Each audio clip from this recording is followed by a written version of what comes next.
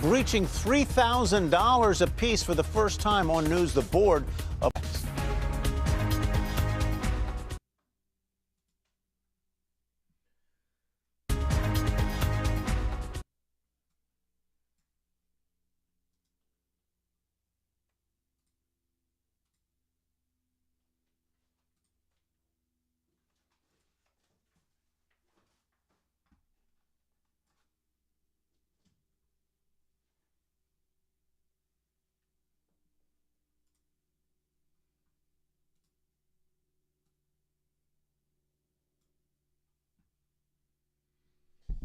What is going on, guys? What is going on?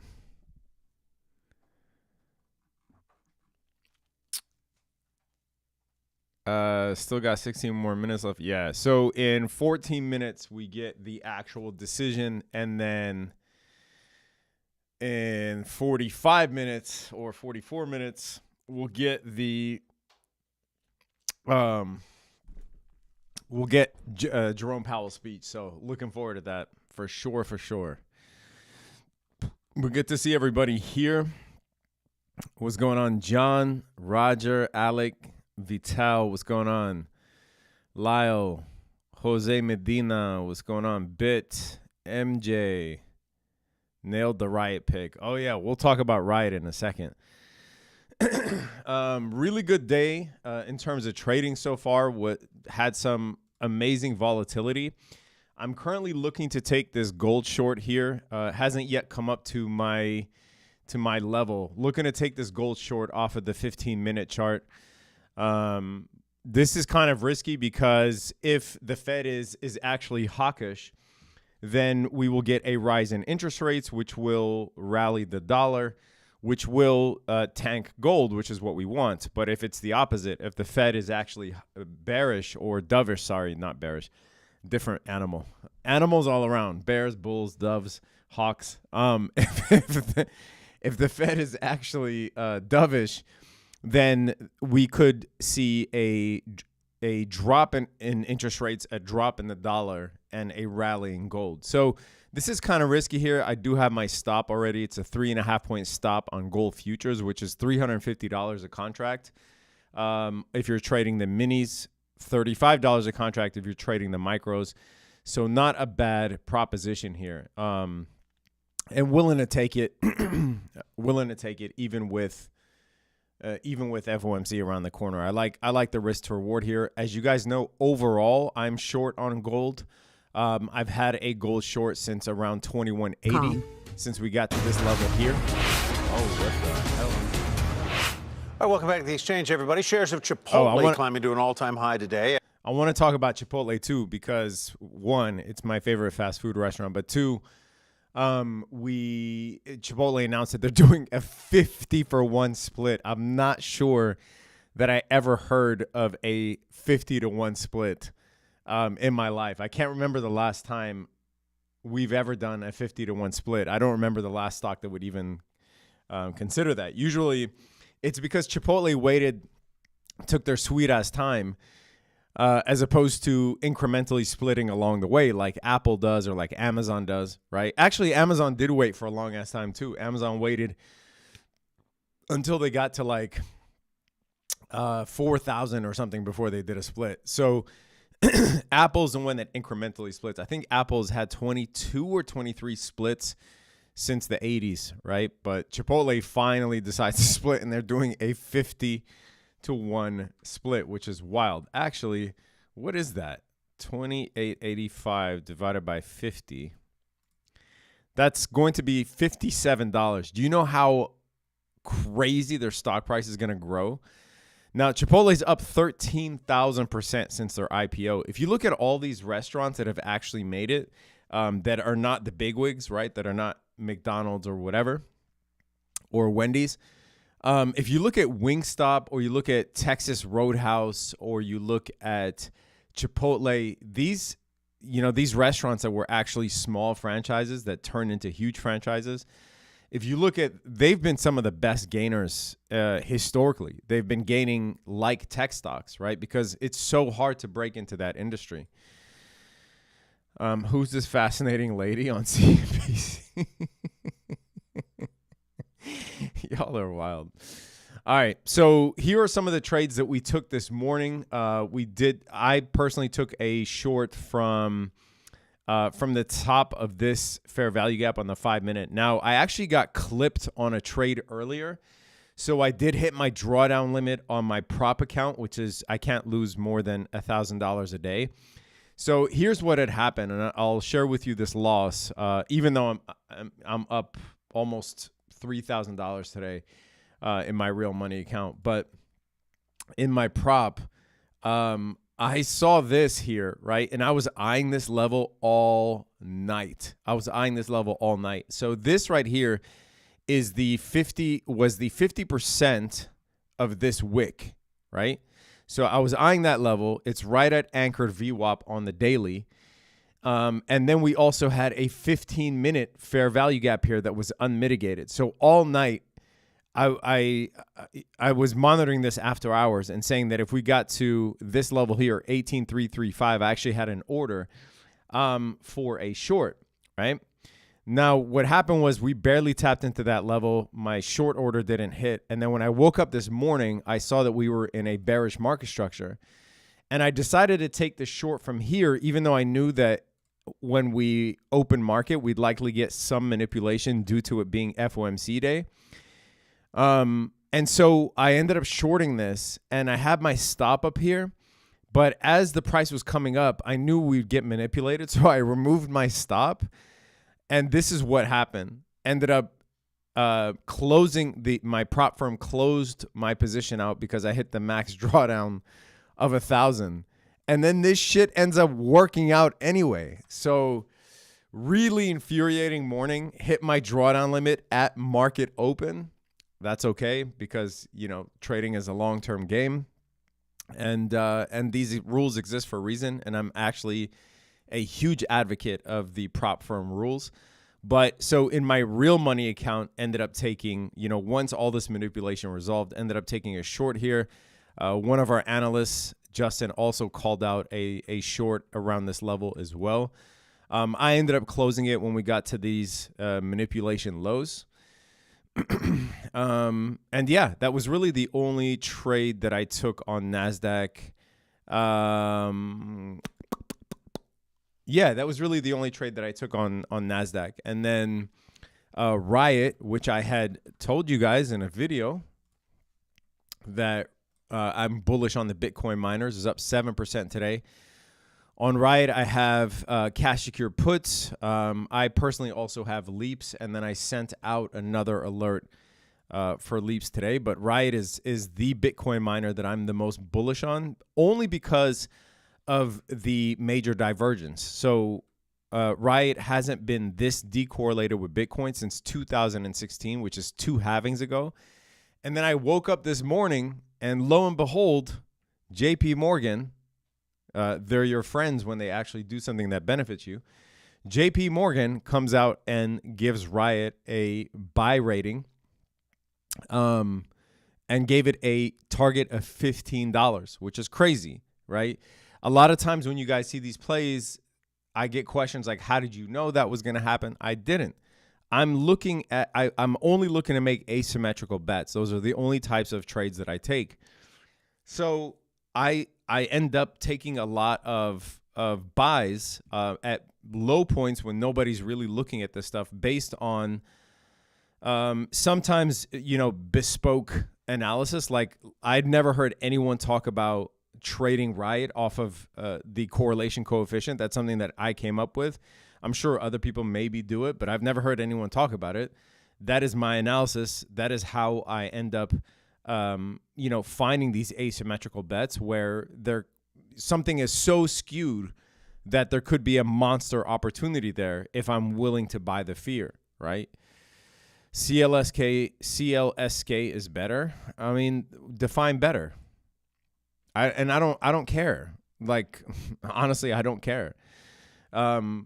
But JP Morgan said, we like Riot's unique combination of industry-leading power contracts, scale, and liquidity, and think shares offer the best relative upside among the 3 and most liquid U.S.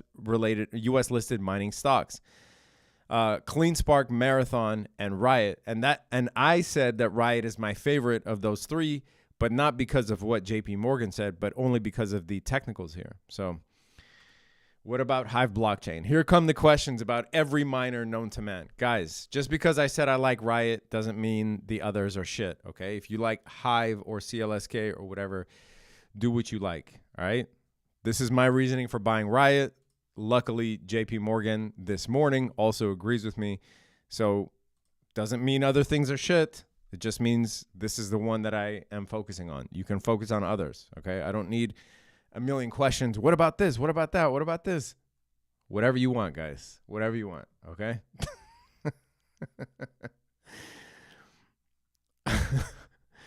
All right. I like the video because I'm a real one. Appreciate you. Yes, give it a thumbs up. 1,300 of you here. Give it a thumbs up so that others find this stream for all of this valuable and free information here. All right. We have FOMC coming out in 4 minutes, guys. 4 minutes. Oh, maybe no. Hold on. Rates with no change, Court, expected for now. That's true, but let's get a check on the markets and where we stand ahead of. That's not breaking news.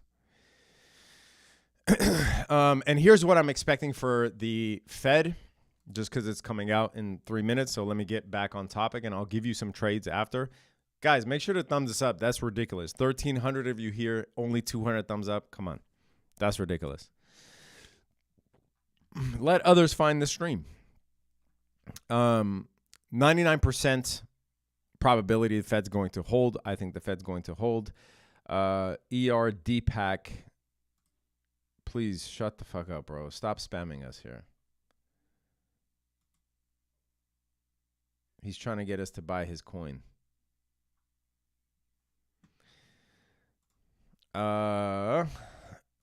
Actually, let me...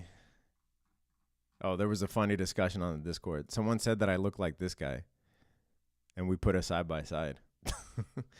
Let me live now. Cool.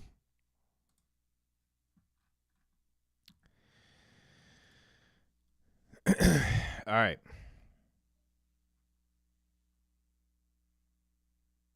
I expect the Fed to hold. Now, what's going to determine what happens to the market is what Jerome Powell says. So right now, the market, part of the reason that's been mooning, or at least holding steady, is because the market expects the Fed to cut in June.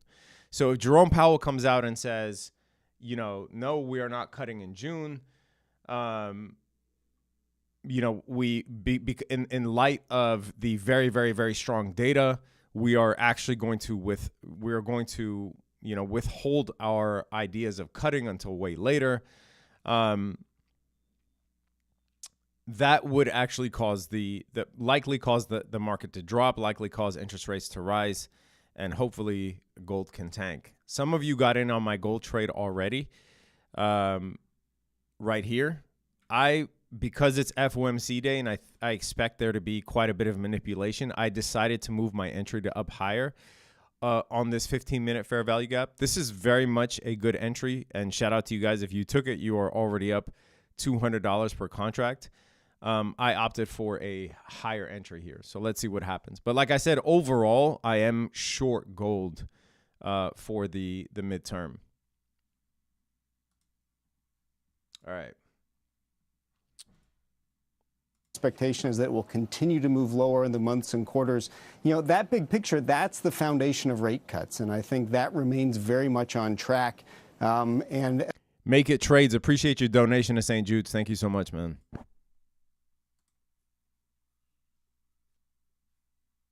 This will be on that cuts. When it comes to these economic data points, and we don't exactly know what the Fed will say in the commentary, but that's going to be very important as we listen to all of this. And we think that there's just going to be a hold pattern, but we're going to find out when we go to Steve Leisman here as he gets ready for us to tell us exactly what the Fed is going to do. Steve, what do you got?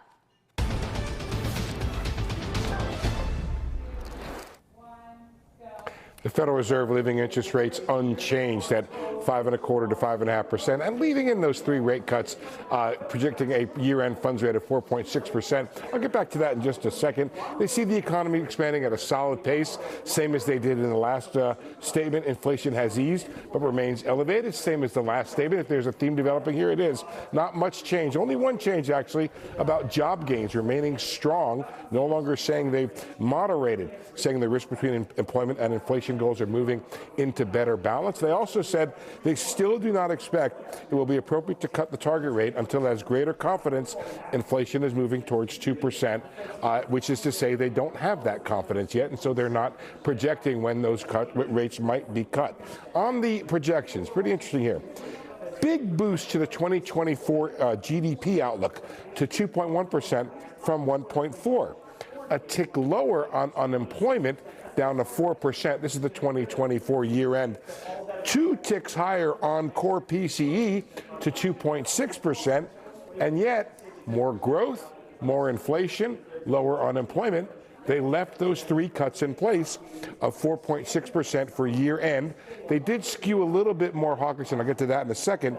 I will tell you they cut 1 rate cut away from next year. They went to 3.9 from to 2.39 from 3.6, and for 2026 to 3.1. And a tick higher, by the way, in the long run rate. They say they remain highly attentive to inflation risks and ready to adjust policy as needed. Guys, I don't have a chart for this, but let me just tell you. In the January projections, there were 5 officials below that median of 4.6%. Now there's only 1. So a lot of people who were more dovish came up, and they're more in line with the committee. But it is an interesting question right now. The Fed sees more inflation, higher growth, and yet they left those 3 rate cuts in place, at least for this year, taking 1 away from next year. Tyler? This was a unanimous decision, I take it? Yes, sir. No dissents there. And as you say, it looks like there's a growing consensus among the members of the board around that 4.6% year-end number, right? That's a good way to put it, Tyler. Almost everybody except for 1 person is on board on 4.6 or higher. I will tell you, though, that in terms of being above the median, there were 9 officials in December. Now there are 8 officials above the median. So it came down into, sorry, it's the other way around. 8 officials last time, 9 this time, who are above the median. So they did skew. Remember, we needed 2 to get above the median, 2 more, and there was only 1 more. But what happened is the bottom came up to the median. So everybody has this, as you suggest, Tyler, that consensus around that median of 4.6 or the 3 rate cuts this year. All right, Steve, hang on. We'll, I'm sure, come back to you in just a moment. Why don't I turn back to you, David? Any surprises here at all? I guess not. Talk about manipulation. Well, no, I mean, Holy by the skin shit. of our teeth, I think they made the right decision here. I mean, we could have lost two people moving that number up. We only lost 1, so it stays at 4.6. If I was hearing Steve right, I think it's good that they are moving up that long-term projection of what the neutral federal funds rate would be. Because what have we learned over the last year? We've learned that the Federal Reserve can jack rates up to 5.25 to 5.5. They can really slam the brakes on the economy in terms of monetary policy, and the economy can take it. Yeah. And the economy can take. No, I'm not shorting anything with this displacement. You crazy? I didn't expect to see this type of manipulation all the way up. I thought the manipulation would come up to here. I didn't expect to see it all the way here. Now, obviously, we know that the initial move on FOMC, when Jerome Powell comes out, when the Fed rate decision comes out, like it just came out, obviously they paused. But they said that they're taking away 1 rate cut from this year and likely going to roll it into next year, right? So this initial move here is a manipulative move. In my view, what you tend to see is once Jerome Powell starts talking, then the manipulation move gets taken out by the real move, right? So it's crazy that you always see people say, why is this happening? Or why is the market moving up? Guys, this is a manipulation move, right? Wait until Jerome Powell starts talking. Actually responded quite well. That goes back to normalization and fundamentals. And so when we look at why is the market where it's at, it's due to earnings. We're expecting around 7.5% earnings growth this year, 15% over 2 years. That is actually quite strong given all of the tightening that has taken place. John, right now, if we look at the market reaction immediately, it is to the upside, ever so slightly so, but stronger, of course, to the upside than we were before we knew at least the Fed's decision with all the details still from the press conference. I mean, why is the market reacting as such? Is it just because there's no surprises? I mean, Steve said much of this was much as expected, and there was not much change in the statement and the wording itself. I think there's two reasons. I think the first is the consistency in keeping those rate cuts in the forecast, I think, is helpful. I think if the Fed was instead kind of skittish and got a month of bad inflation and adjusted their forecast, that would signal, it would signal a little bit of unease on the Fed's part, and that would translate into investors being. Yeah, this looks to me like a potential power of 3 here. So you have consolidation all morning, and then you have this move here from the release of the actual decision, which is priced in. I would not be surprised to see a move down below this consolidation once Jerome Powell starts talking. I think that was the message 2 weeks ago. That message today, and I think that will be the message, over the course of the year, is a more consistent, stable Federal Reserve. And I think that's actually helpful from a market's perspective, as it allows investors to kind of set expectations and invest based on things like Kristen just mentioned, fundamentals, rather than trying to guess what the Fed's going to do. Rick, I know you're with us. Tell us. I mean, I don't think it's a rug pull. I just think it's a manipulation up and then an expansion down. But it doesn't mean that, if you take a look at the high time frame, right, it doesn't mean that you are going to get a drop like this on the high time frame, right? It just means that this manipulation up can easily just come back to, say, where the market opened, right? So I would be very careful with the way that you word things. Like when you say rug pull, does it mean that we're going to tank? No, it doesn't. But could this manipulation move here be erased and fall slightly under market open or the opening print? Yeah, of course. Above the low in January and April of 23, which was 3.4%. And should we, the next jobs report, get an unemployment rate? And I'll guess what it is. My guess for the next unemployment rate is going to be 4.1%, because 4.1, 3.9, 3.7, the 3-month rolling average there is 3.9%.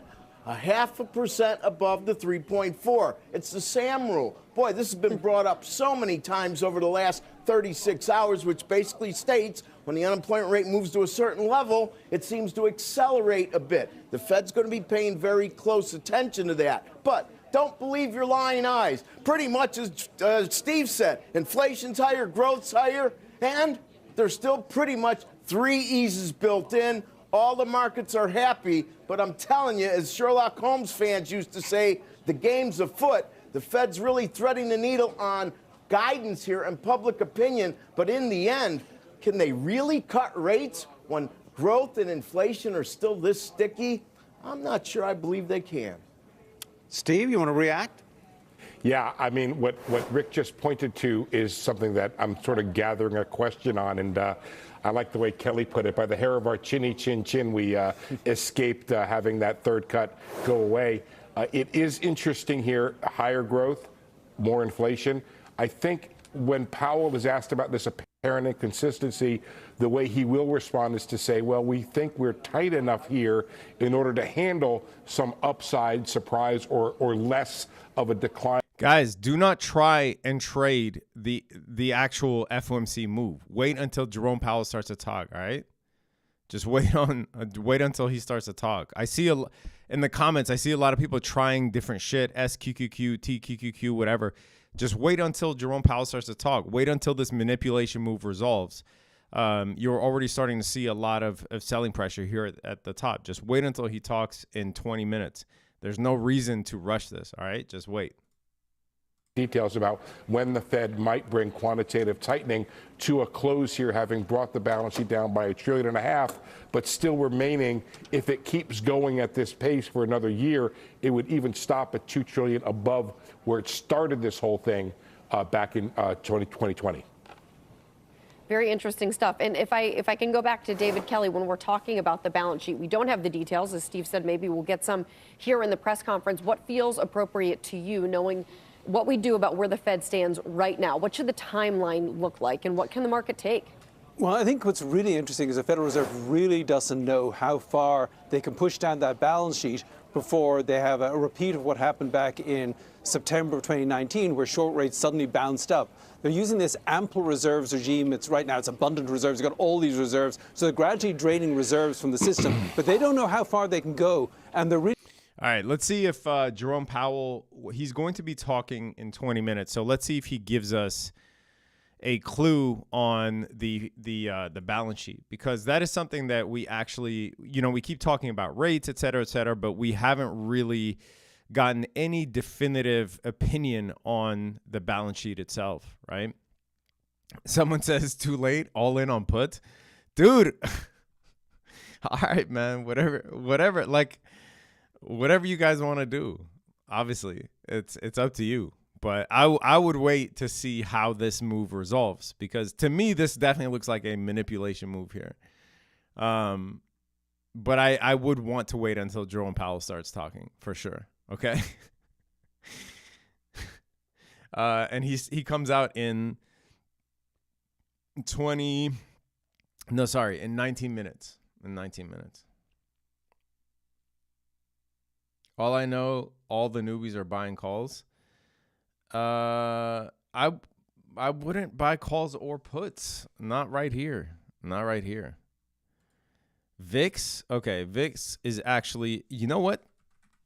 Is Tesla up?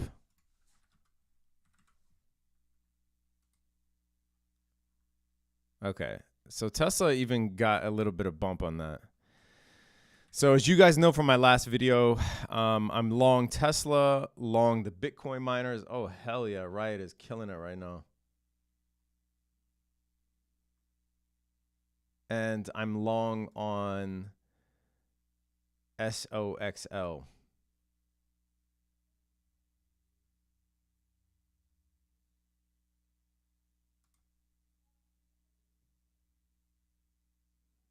Okay, up 23% on Riot cash secure put, up 15% on SOXL. I'm actually going to send this out. Hold on.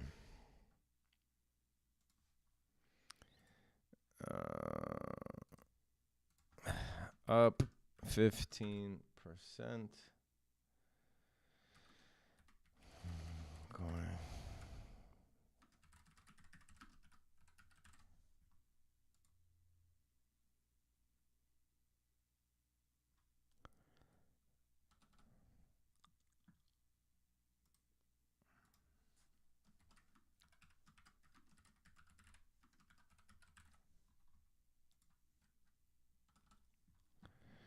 All right, so we're up on Riot and up on SOXL.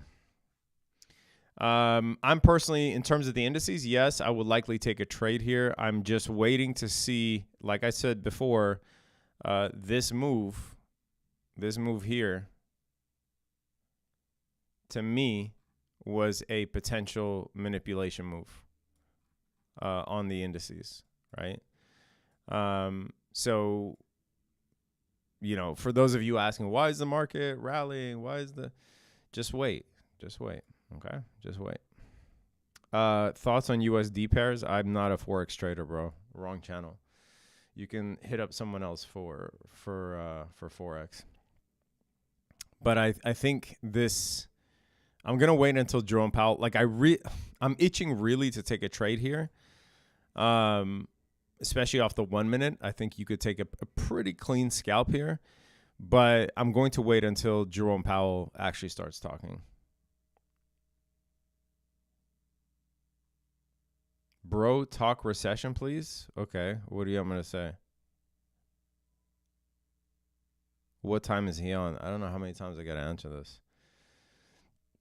15 minutes. No, I'm going to wait until Chipotle splits and it sees a drop, and then I'll buy it. But I think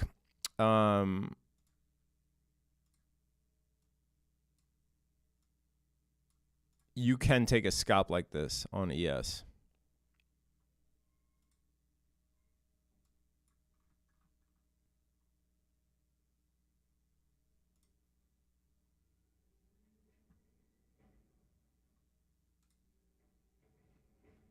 Oh my God! Look at this whipping around here. How? This is why I'm going to wait until Powell starts talking. But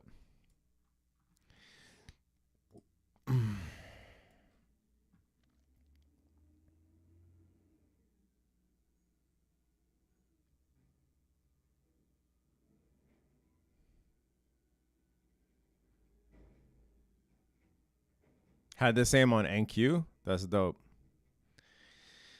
What shows the dot plot? We're going to find out what Powell says in 15 minutes. I scalped SPY puts a few times now. Awesome. Thank you, Doug. Appreciate you, man. And thank you, Shafiq, for your donation to St. Jude's. But yeah, I mean, this is, to me, this is pretty clear manipulation here. This early move. Those puts were nice. 2,000. You made $2,000, Swift? Hell yeah. And good job, man. Good job. Yeah, I think we do this every time. Exactly. I like your hat, bro. Thank you. Yeah, I think that trade was already hit a 2-to-1. If we get to VWAP, it'll be closer to 3-to-1. But I personally, if I took that trade, would be out of it already. 3K on puts. I'm glad you guys are making money, man. Made 23K, could care less. Could care less about what? When you think the recession starts, who knows? Nobody's going to be able to predict that. Can we go long now? All right, dude. Do whatever you want. I gave you the read on the manipulation here.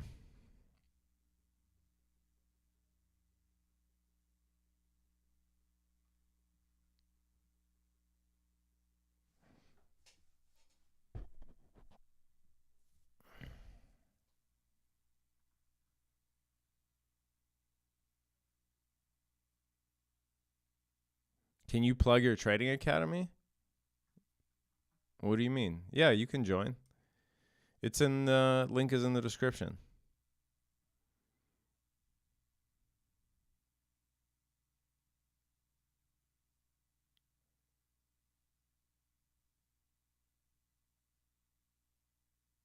TV shows you live? Yeah, this is live.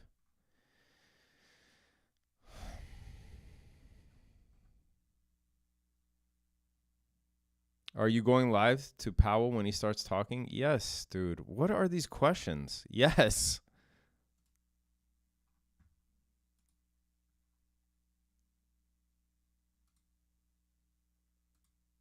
Recession? Yeah, I think we'll hit a recession. When? Nobody knows.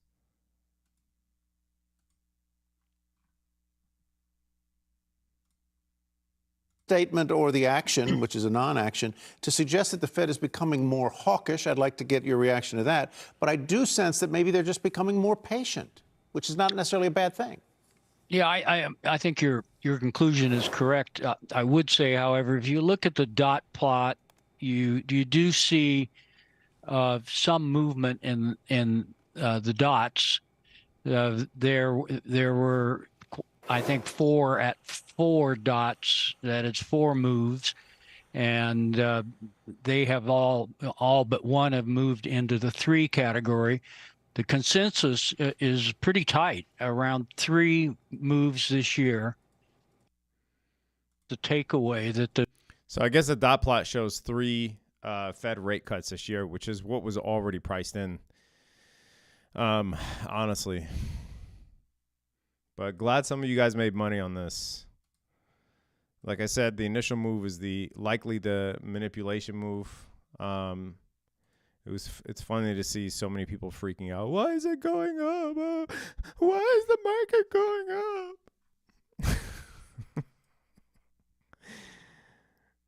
What are your thoughts on that guy's hair? I don't know. Which guy? This guy? That's pretty styling, but I think it's fake though. You think that's real hair? Nah, man. I think the sides are his real hair. I think that top is like looks like a skunk tail.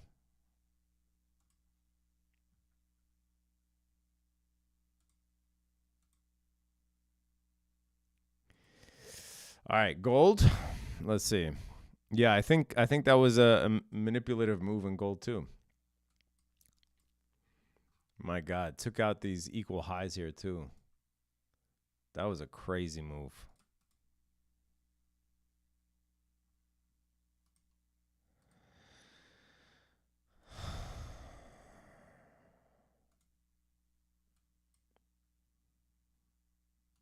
I don't really see re-entry here.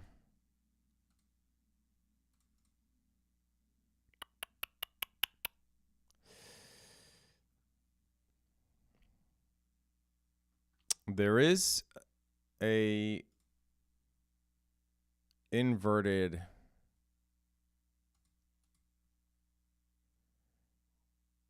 gap here.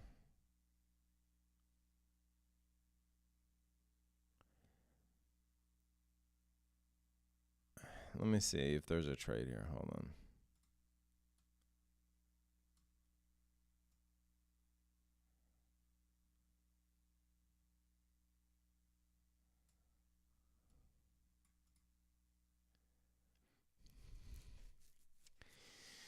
If we come back up here, I might take a short on gold.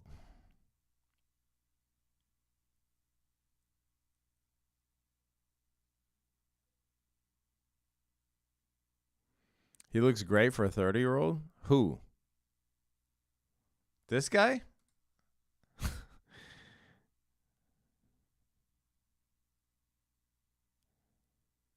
Why do people think rate cuts are bullish when history says otherwise? Because they are bullish.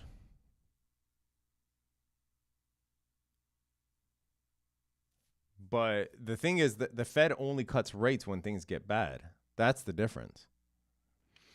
Guys, there's 2,700 of you here. Let's get this up to 1,000 likes, and I'll do a giveaway. Powell in 8 minutes, guys. 8 minutes.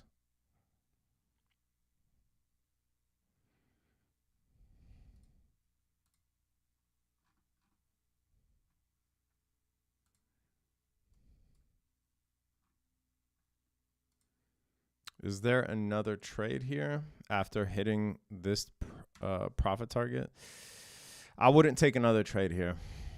Not yet.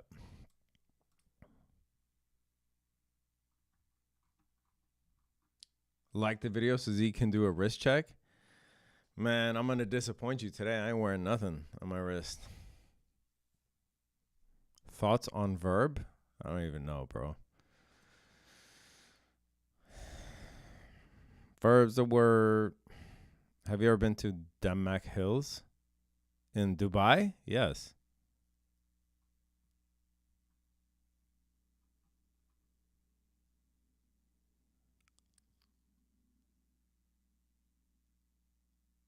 Can you describe the detailed dynamics? Well, when everyone was crying about why is the market going up, I was saying that that is a manipulative move. So you get this consolidation, manipulation, and then the real move, right? So in this case, we had the manipulation and it induced a lot of people to go long. And now you're just trying to find an entry for a short. So that last short that I was talking about, where I was saying you can short the S&P 500, was based on exactly that. Once we hit the manipulation top, we retraced into this fair value gap. Actually, it's a balanced price range because there's a fair value gap here and there's a fair value gap here. So we retraced into it, and that's where I was saying you can short and get a 2-to-1. Right now, I think that there isn't any optimal trade. That was an optimal trade, and now you just have to wait for Powell, where we can likely see one more manipulative move. We can see one more manipulative move before coming back down. So I would not be surprised, by the way, if, Powell's talking. Again, he comes out in 5 minutes. If Powell's talking, I would not be surprised if we get one more manipulative move. Do we take out these highs? That's a very, very, very hard question to answer. I don't think it's possible to answer that. We could potentially take out this. Like, we could get another manipulative move up. And then we'll see what the real move is. Also, manipulation can happen to the downside as well. But I'm expecting there to be one more manipulative move when Powell starts talking, and then there will be likely a counter move, just like this one where we had this manipulative move and then there was a counter move. I expect that to be the case. Gun to your head, you buying calls or puts? Gun to your head, you should shoot yourself if you're an options day trader. That is not a way to make money. But I wouldn't buy calls and puts. I'm trying to trade, man. I'm not sitting here trying to wing it. Right? I'm not sitting here trying to just take something and see if it works out. It's like, strangle it is. Dude, wait until Powell starts talking. You know that implied vol. This is the thing. That people would have access to trade options, but no one knows how options work. If you bought a strangle right now, after Jerome Powell speaks, IV is going to tank, right? And a strangle is the most expensive type of option on the market. Actually, a straddle is, okay? Strangle is its cousin. It's less expensive cousin, but still the second most expensive option that you can buy is a strangle. The most expensive one is a straddle. And both of them get absolutely wrecked if IV is crushed. So obviously IV is the highest before an event, and IV tanks after the event is concluded. So if you bought a strangle, do you know how much you need price to move in order to make money on it because of all of the added volatility? Like, why wouldn't everyone on planet Earth just buy a strangle and they wouldn't need to guess direction and no one would need a job? So just understand how it works, bro. Gun to your head, beef or chicken shawarma? Chicken. Gun to my head. Chris Sane makes a ton of money trading options daily.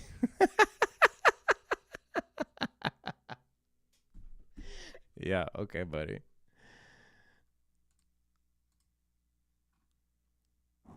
All right. We got, how big is your personal account? 100 billion rupees.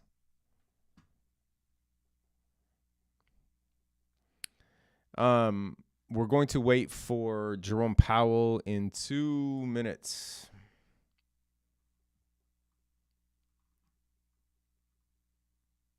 There goes another 1K. What are you doing? I'm teasing, Chief. I know, bro. I know. I'm just messing with you, Spartanik. Do you count your money every day? What? Like cartoons? What do you mean, do I count my money every day?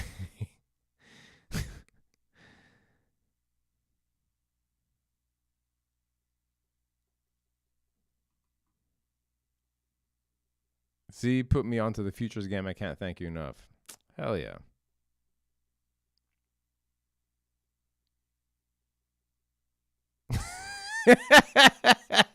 Bosco Rice is cracking me up, bro. He said it's the same questions every time. Thoughts on this? When do the Indian markets open? Z, can I drive your car?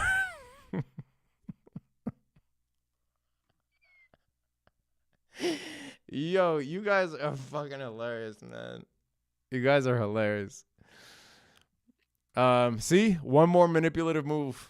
There it is. You can't rest in this market. We got the manipulation up, then a retracement, then down, and now I think we'll get another manipulation move up, and we might take out this high.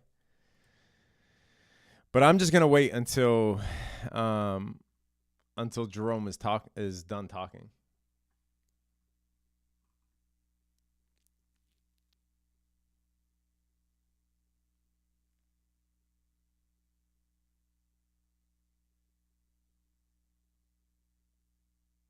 GC tagged that IFVG.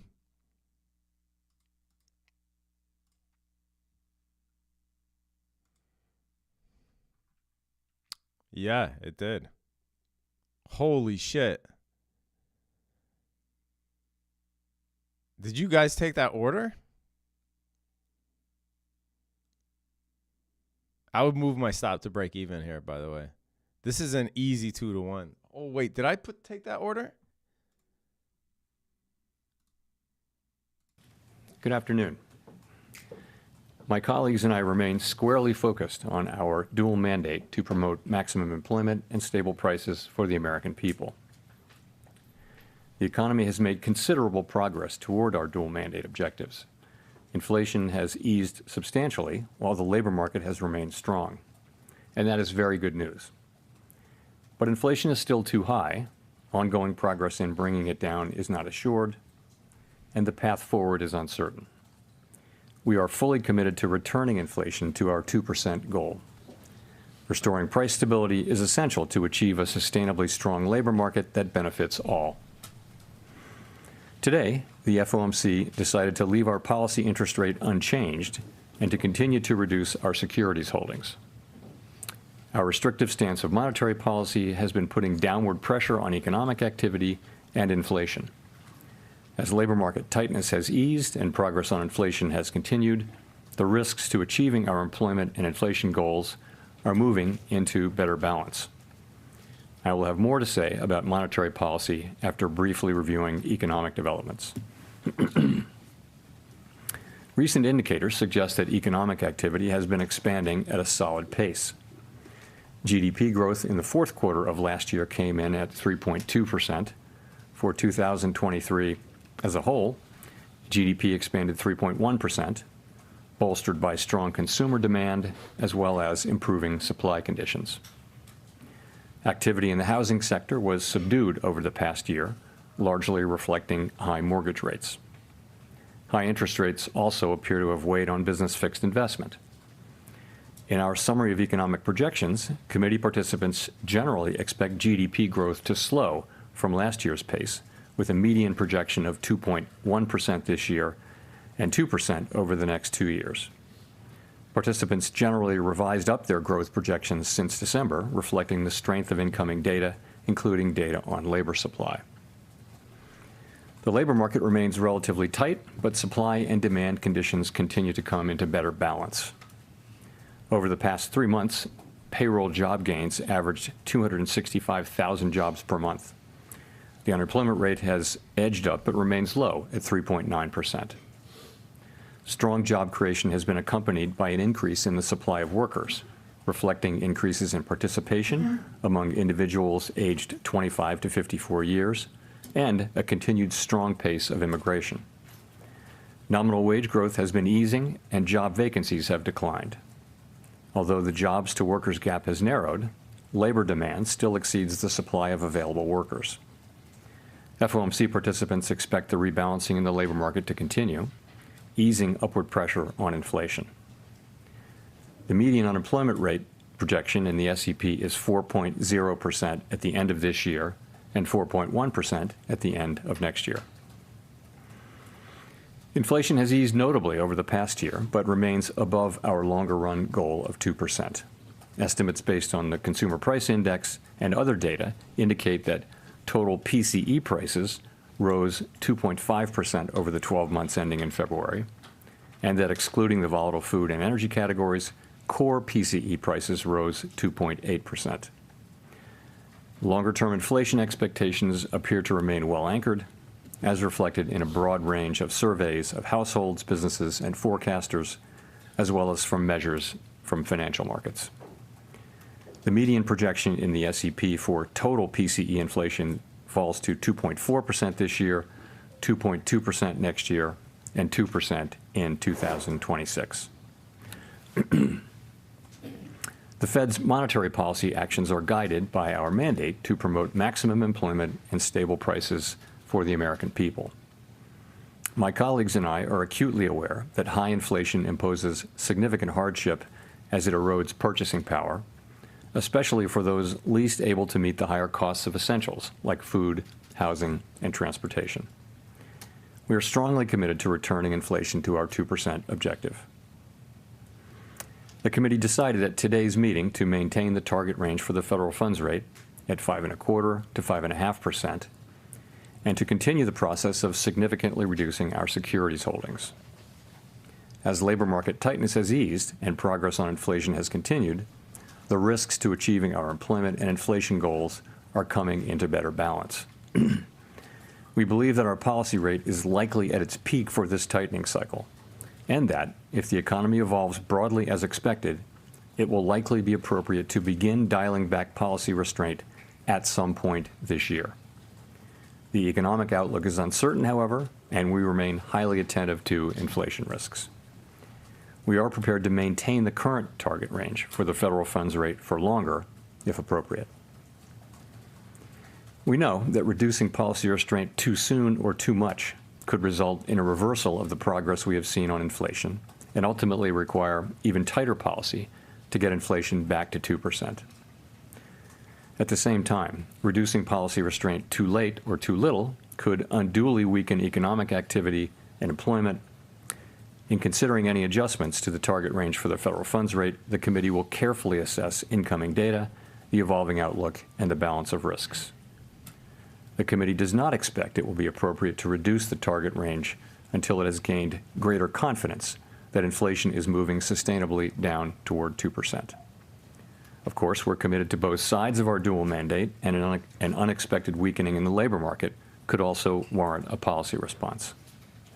We will continue to make our decisions meeting by meeting.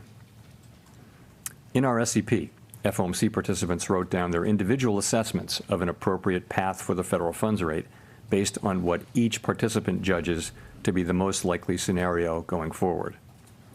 If the economy evolves as projected, the median participant projects that the appropriate level of the federal funds rate will be 4.6% at the end of this year, 3.9% at the end of 2025, and 3.1% at the end of 2026, still above the median longer-term funds rate.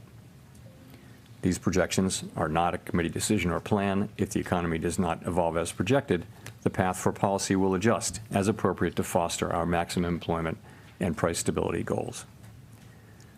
Turning to our balance sheet, our securities holdings have declined by nearly $1.5 trillion since the committee began reducing our portfolio. At this meeting, we discussed issues related to slowing the pace of decline in our securities holdings. While we did not make any decisions today on this, the general sense of the committee is that it will be appropriate to slow the pace of runoff fairly soon, consistent with the plans we previously issued. The decision to slow the pace of runoff does not mean that our balance sheet will ultimately shrink by less than it would otherwise, but rather allows us to approach that ultimate level more gradually. In particular, slowing the pace of runoff will help ensure a smooth transition, reducing the possibility that money markets experience stress and thereby facilitating the ongoing decline in our securities holdings consistent with reaching the appropriate level of ample reserves.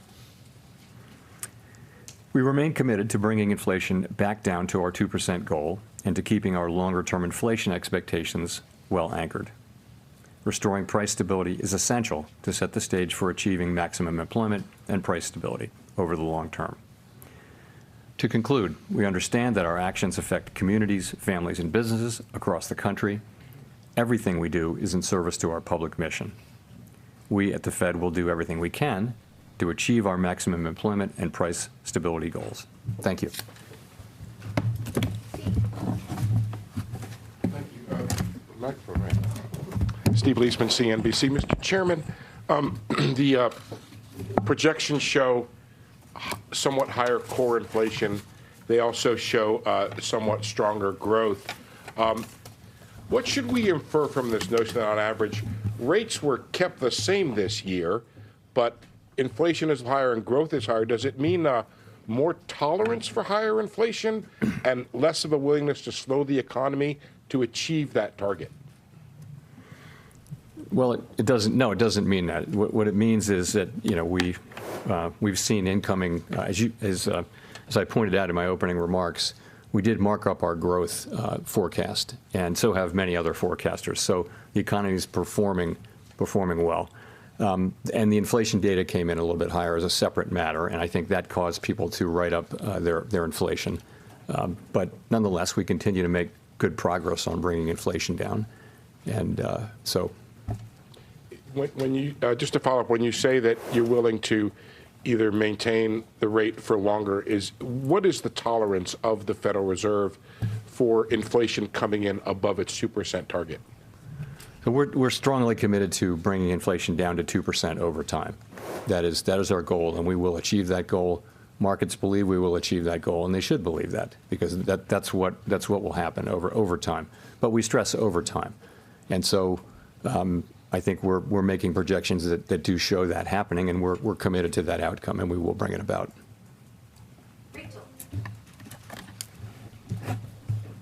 Hi, Chair Powell, Rachel Siegel from the Washington Post. Thanks for taking our questions. You and others have been saying that relief on housing inflation is coming, but it still hasn't shown up meaningfully in the CPI or the PCE.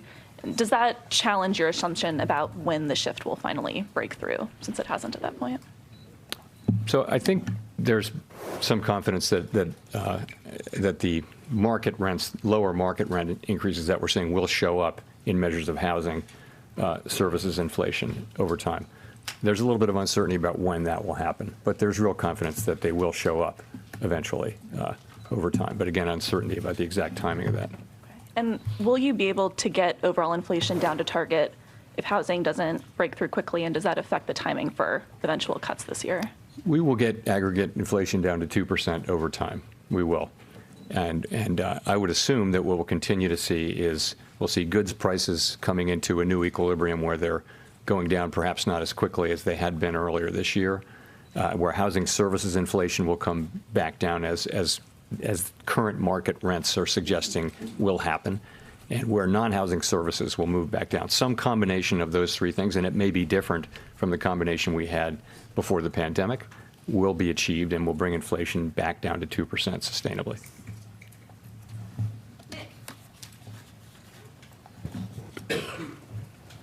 Nick Timmeros of the Wall Street Journal. Chair Powell, during your congressional testimony this month, you said that your test for making the first change to interest rates does not require you to be terribly comfortable that inflation is at 2% because interest rates are well above neutral.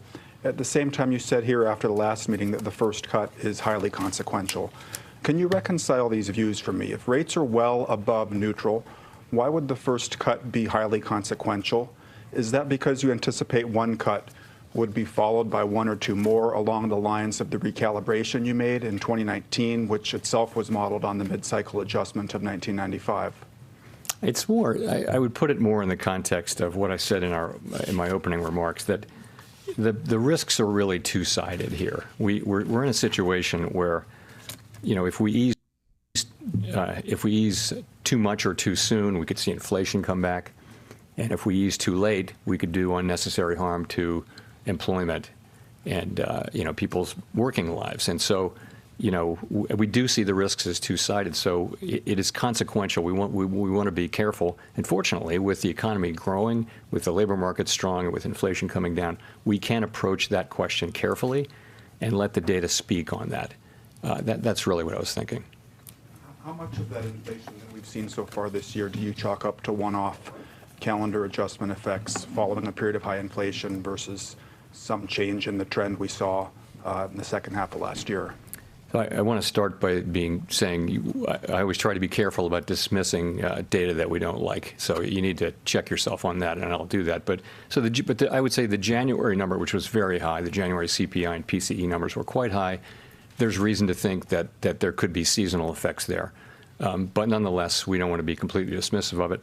The February number was higher than expectations, but we have it at currently well below 30 basis points core PCE, which is not terribly high. So it's not like the January number. But I take the two of them together, and I think they haven't really changed the overall story, which is that of inflation moving down gradually on a sometimes bumpy road toward 2%. I don't think that story has changed. I also don't think that those readings added to anyone's confidence that we're moving closer to that point. But we didn't. Last thing I'll say is we didn't excessively celebrate the good inflation readings we got in the last 7 months of last year. We didn't take too much signal out of that. What you heard us saying was that we needed to see more, that we could, we wanted to be careful about that decision. And we're not going to overreact as well to these 2 months of data, nor are we going to ignore them. I love how he said it could be seasonal. That's hilarious. Compass, you clearly only want to listen to what you want to listen to. I said that once Powell starts talking, we could see another manipulation leg, potentially taking out this high that we made during the first round of manipulation. Rewind the tape if you don't believe me. It's all there. Need or by June, is there enough data for you? Also, for those of you trying to trade this while he's talking, y'all are crazy. Make decisions. No. Data, the evolving outlook, and the balance of risk. So I really don't have anything for you on any specific meeting looking forward. But, just a question of, is there even enough data for you to be able to? We'll take, things can happen during an intermeeting period if you look back, unexpected things. So I wouldn't want to dismiss anything. So I just would say that the committee wants to see more data that gives us higher confidence that inflation is moving down sustainably toward 2%. I also mentioned, and we don't see this in the data right now, but if there were a significant weakening in the data, particularly in the labor market, that could also be a reason for us to begin the process of. ES made all-time highs. NQ made weekly highs. That we'll be looking at coming meetings, and without trying to refer to any specific meeting. Hi, Chris Rieger, Associated Press. Thank you.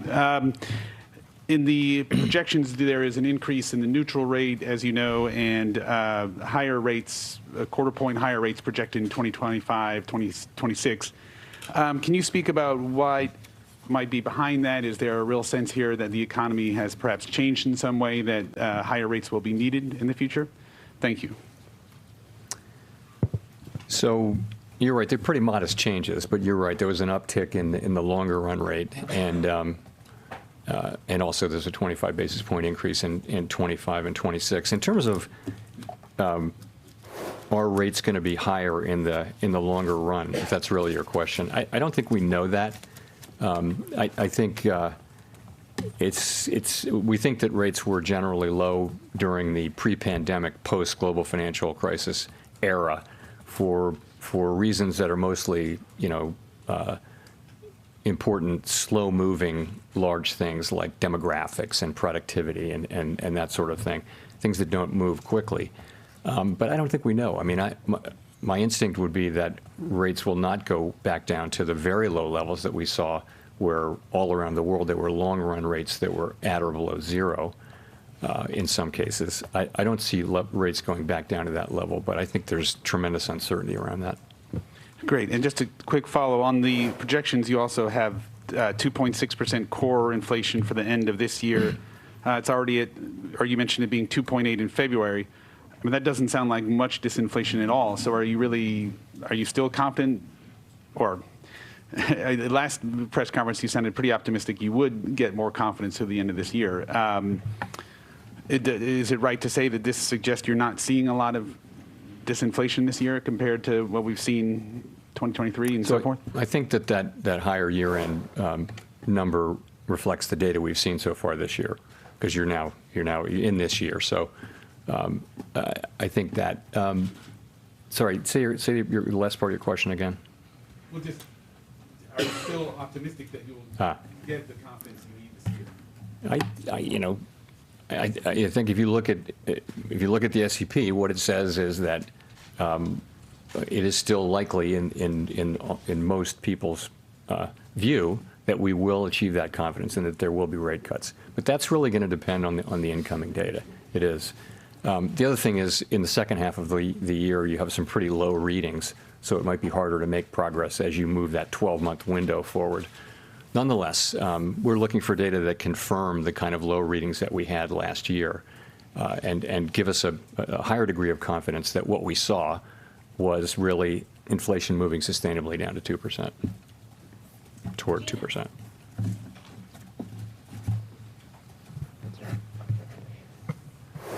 Gina Smilik, The New York Times. Thank you for taking our questions.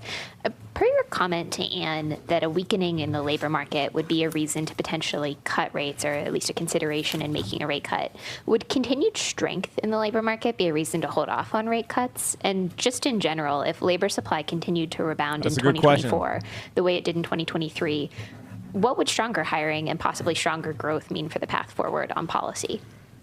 Yeah, so if what we're getting is a lot of supply and a lot of demand, and that supply is actually feeding demand because workers are getting paid and they're spending, and that's, what you would have is potentially kind of what you had last year, which is a bigger economy where inflationary pressures are not increasing. In fact, they were decreasing. So you can have that if you have the continued supply side activity that we had last year with both with supply chains and also with growth in the size of the labor force. But so strong hiring in and of itself would not be a reason to hold off on rate cuts? No, not all by itself, no. I mean, we saw, you saw last year, very strong hiring and inflation coming down quickly.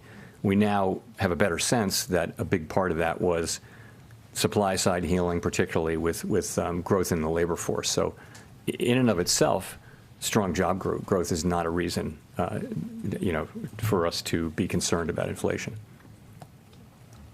What? Hi, Chair Powell. Neil Irwin with Axios. How do you assess the state of financial conditions right now? And in particular, do you view the kind of easing in financial conditions since the fall as consistent and compatible with what you're trying to achieve on the inflation mandate? So we think there are many different financial conditions indicators, and you can kind of, see different answers to that question. But ultimately, we do think that financial conditions are weighing on economic activity, and we think you see that in a great place to see it is in the labor market, where you've seen demand cooling off a little bit from the extremely high levels. And there I would point to job openings, quits, surveys, the hiring rate, things like that are really demand. There are also supply side things happening, but I think those are demand side things happening. What do you guys think? Do you guys believe him? Your interruptions are annoying. I barely said anything, bro. I said one thing, and it was related to unemployment. What do you mean my interruptions are annoying? I said one thing. I just said what? That's all I said. Here's what I'm looking at. By the way, this is a trading channel. What is this idiot's name? Sense Emilia. Wow. Okay. You seem pretty uptight for having a weed-associated name. But this is a trading channel, bro. I'm here to try to give people trades. What I want to see is this turn into a potential breaker here. So we made a high, a low, a higher high. If we make a lower high and come back in, this will turn into, this red candle here will turn into a breaker. I didn't go short. I didn't do anything yet. So chill.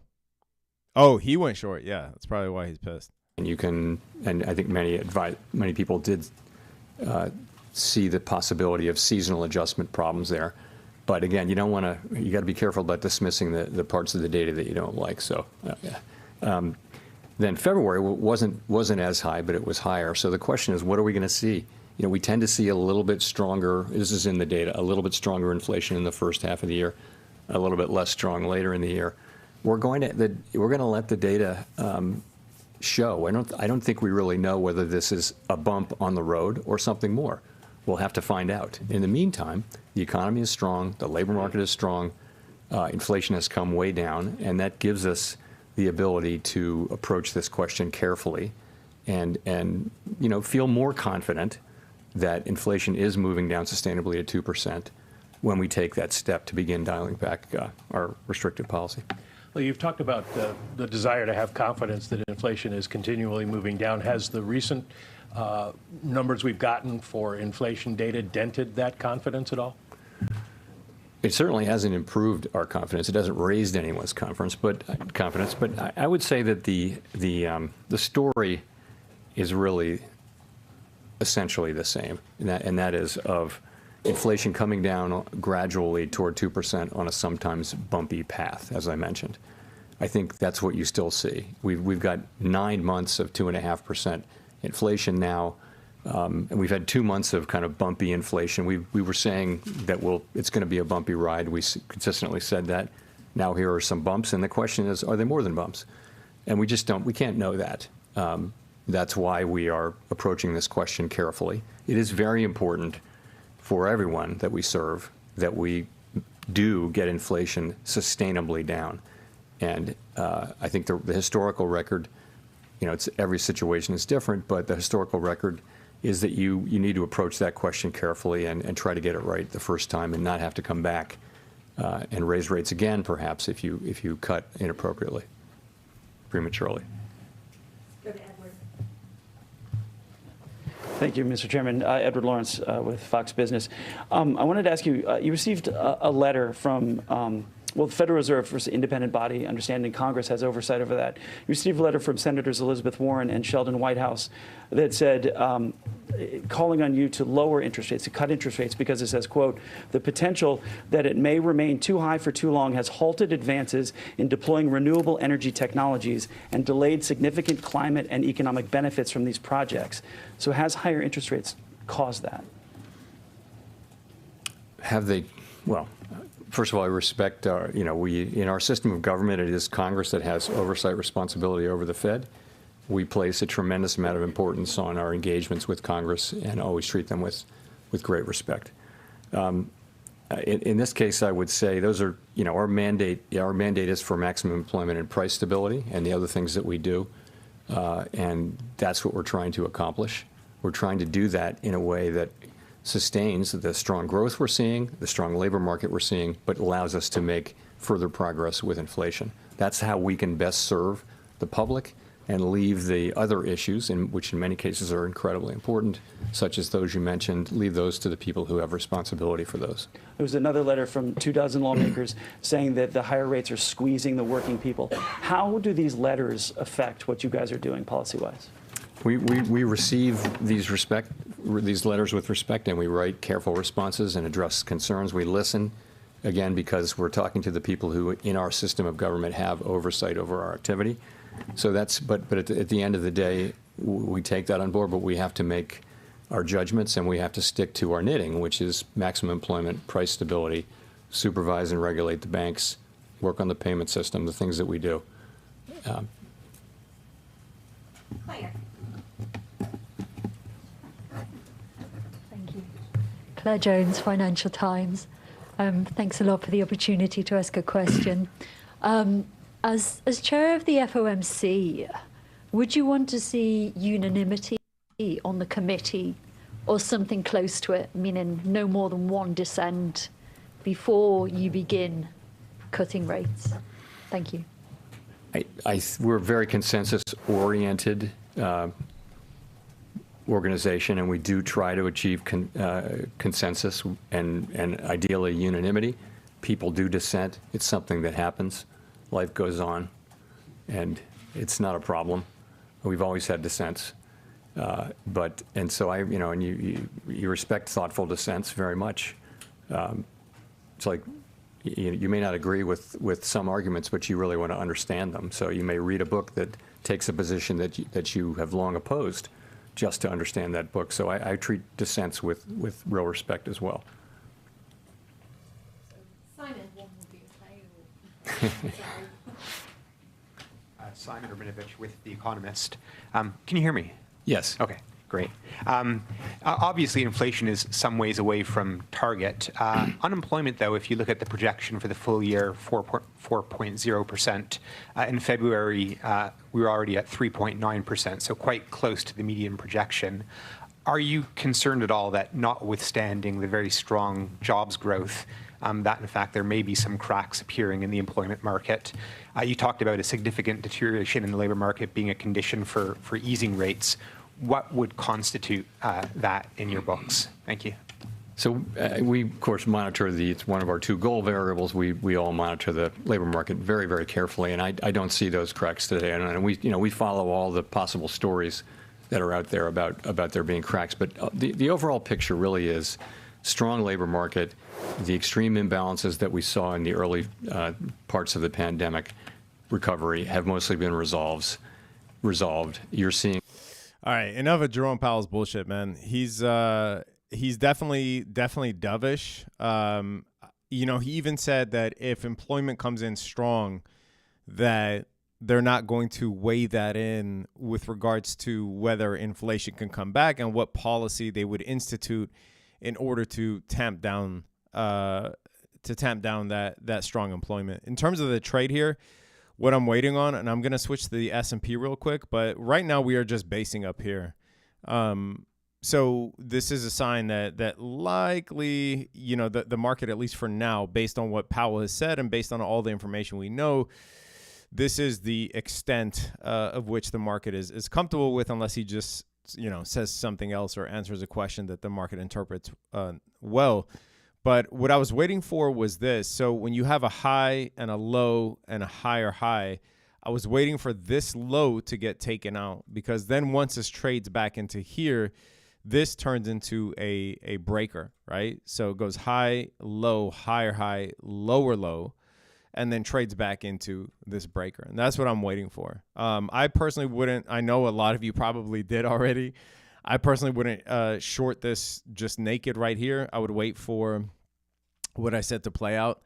But yeah, I mean, it's it's clear to me that right now Powell is being super dovish, not really saying anything that he hasn't said before. This is all priced in information. The one surprising piece of information that wasn't priced in was the dot plot. I'm actually going to try to find something real quick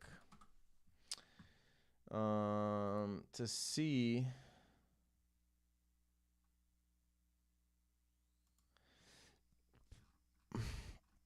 So the dot plot, I found it. I'm going to share it with you guys. Hold on.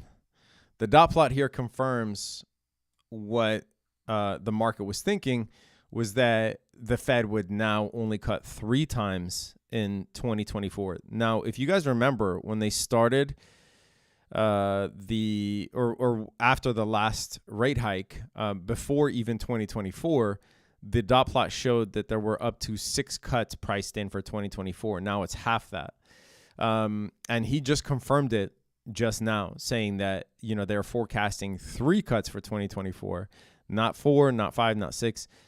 So that I'm a little bit surprised by just yet. Like I said, I do understand the fact that the initial move is usually manipulative. And by the way, the manipulation move, because we are so close to market close, the manipulation move can run into tomorrow. So I'm not expecting, unless I get certain confirmations, I'm not expecting, or I'm not expecting. I don't feel strongly one way or another about the market either giving up these gains today or tomorrow, right?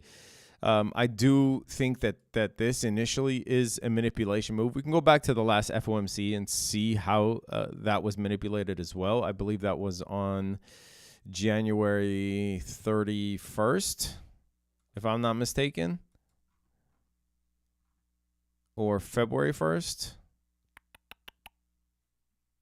Or was it January 31st or February 1st? I can't remember. I think it was this. I think it was January 31st. Yeah, there was a manipulation move down before a continuation up. And right now we are seeing a manipulation move up, taking out these highs.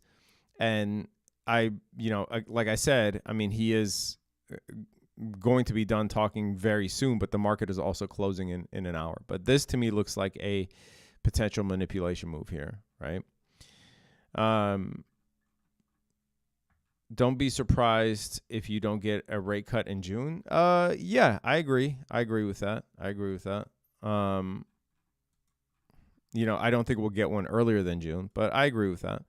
Right now, again, we are just basing up here. There was an initial nice play when the rate announcement was when they released the rate announcement, right, of unchanged. There was an initial nice play here, playing the initial manipulation. And like I said, I did think there would be a secondary manipulation when Jerome Powell started talking, which is what we're getting here. And now we are basing up here. So no trade for me here just yet. I do want to see us take out this low in order to see if we can get a trade into a breaker. Otherwise, for me, this is a no trade zone here. Chris, appreciate your donation, man. Thank you so much. No ads on live streams. Pluto, you are fucking insufferable, man. You are literally insufferable.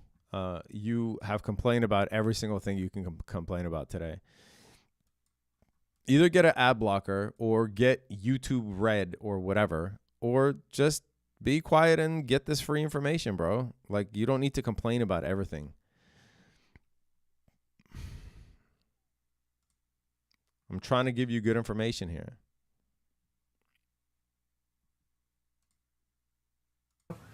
I think we broadly think that once the overnight repo stabilizes either at zero or close to zero, that as the balance sheet shrinks, we should expect that reserves will decline pretty close to dollar for dollar with that. That's what we think. Go to Jean. Hi, Chair Powell. Jean Young with M&I Market News. I wanted to ask also about the balance sheet. Will you said that starting the taper sooner could get you to a smaller balance sheet size. Does that mean you don't have to make a decision on when to end QT at this point? And will you be setting up the process for deciding that sooner, or will you wait until we're close to the end? So it's sort of ironic that by going slower you can get farther, but that's the idea. The idea is that with a smoother transition, you'll run much less risk of kind of liquidity problems, which can grow into shocks and which can cause you to stop the process prematurely. So that's where, in terms of how it ends, we're going to be monitoring carefully money market conditions and asking ourselves what they're telling us about reserves. Are they, right now we would characterize them as abundant, and what we're aiming for is ample, and which is a little bit less than abundant, right? So there isn't there's not a dollar amount or a percent of GDP or anything like that where we think we have a really pretty clear understanding of that. We're going to be looking at what these, what's happening in money markets, in particular, a bunch of different indicators, including the ones I mentioned, to tell us when we're getting close.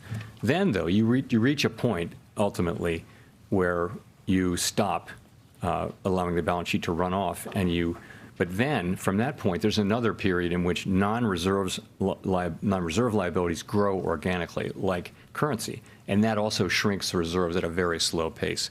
So you have a slower pace of runoff, which we'll have fairly soon. Then you have another time where you effectively hold the balance sheet constant and allow non-reserve liabilities to expand. And then that ultimately brings you ideally in for, brings it into a nice easy landing at a level that is above what we think the lowest possible ample number would be. We're not trying for that. We want to have a cushion, a buffer, because we know that demand for reserves can be very volatile.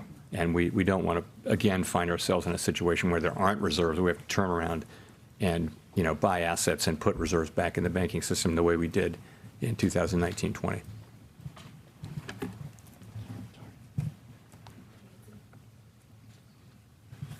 Hi, Hi, Nancy Marshall-Genzer with Marketplace. Chair Powell, you said you're waiting to become more confident that inflation is getting to your 2% goal before you cut rates. Can you just sum up more specifically what data you're looking at that would give you that confidence? Sure. So most importantly, we're looking at the incoming inflation data and the contents of it and what they're telling us. So that'll be, and also the various components. So obviously that's what we want. We want more confidence that inflation is coming down sustainably toward 2%.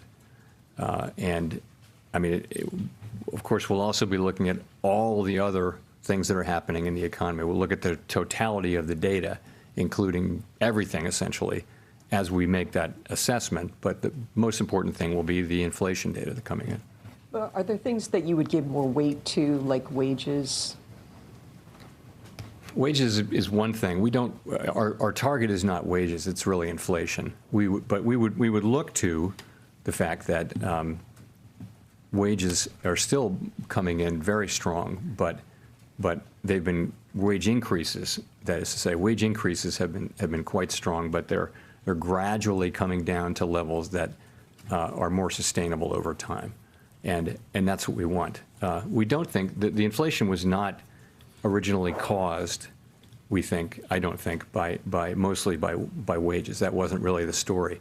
But we do think that to get inflation back down to 2% sustainably, we'd like to see, continuing gradual movement of wage increases at still high levels, but back down to levels that are more sustainable over time. Go to Greg. Thank you. Greg Robb from MarketWatch. Chair Powell, could you say at this meeting whether there were more officials who wanted to be careful and go slower about rates than were at the last meeting? Was there that sense of maybe it's smart to wait? Thanks. I guess I'd put it this way. If you look at the incoming inflation data that we've had for January and February, I think very broadly that suggests that we were right to wait until we're more confident. So I think I didn't hear anyone dismissing it as not information that we should look at or anything like that. So I think generally speaking, it does go in the direction of saying yes, it's appropriate for us to be careful as we approach this question.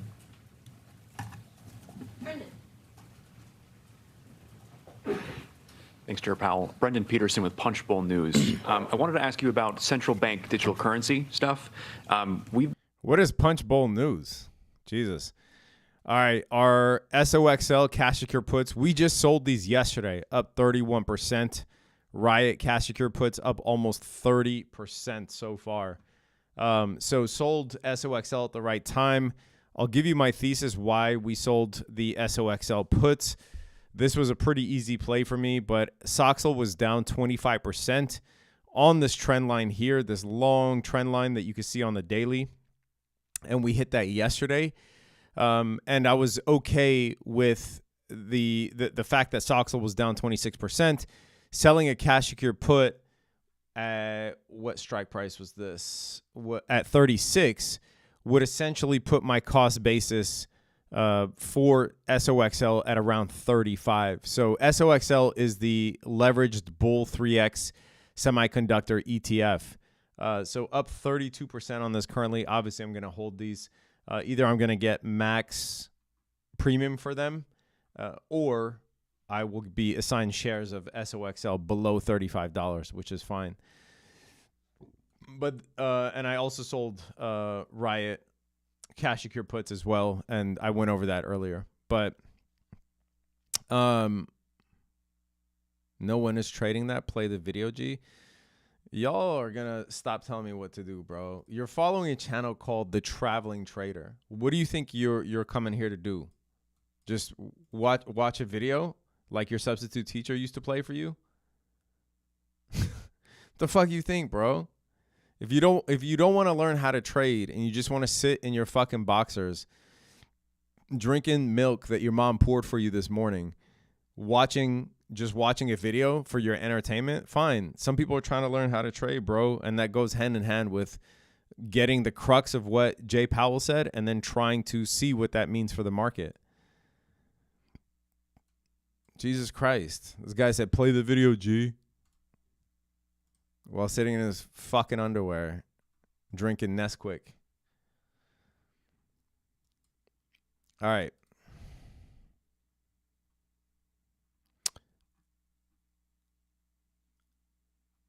Looking to see here. So they started talking about the central bank digital currency. So like I said, there is 45 minutes left until market close. I'm leaning on, it really depends on if the NASDAQ or the S&P can make a move here and break some lows to come back and retest them.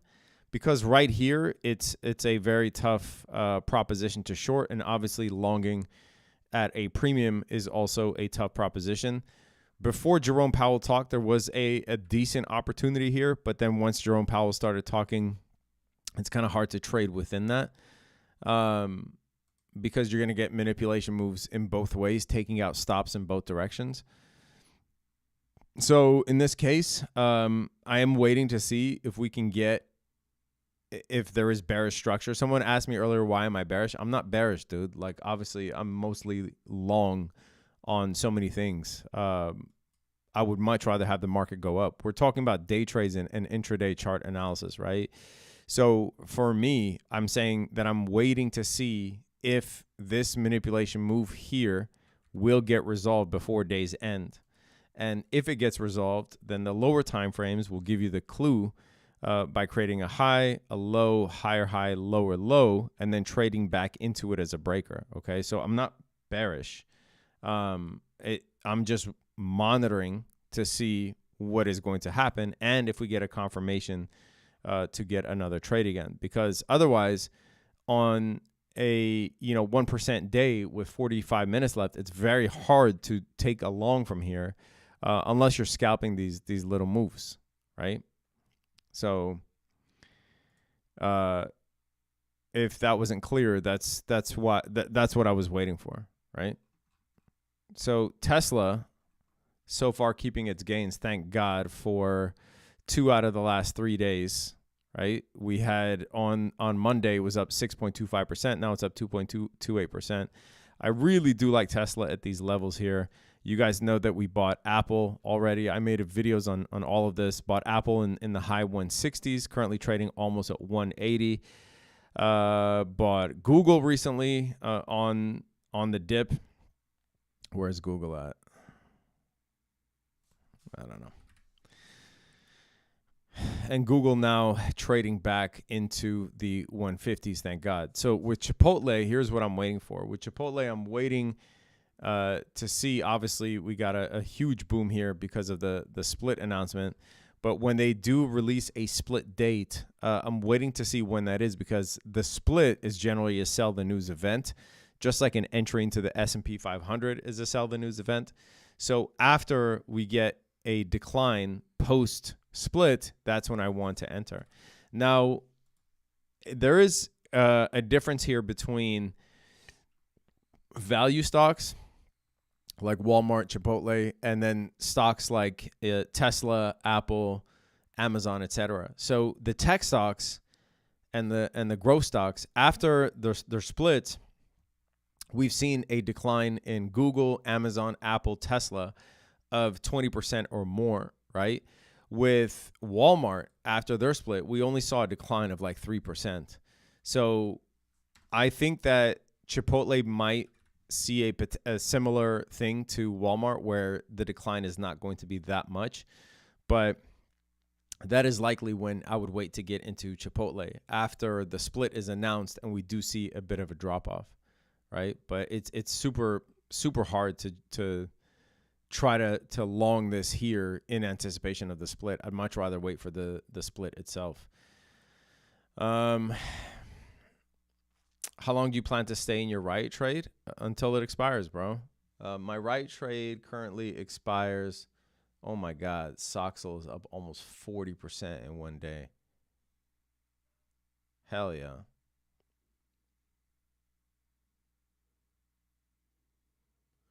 My Riot trade expires May 17th.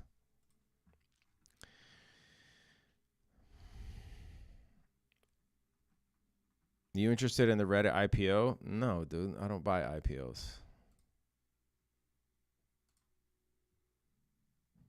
And you shouldn't either. Oh my God. This just continues to push up. Like I said, I mean, you can long the highs here, but you're going to get a few points here and there.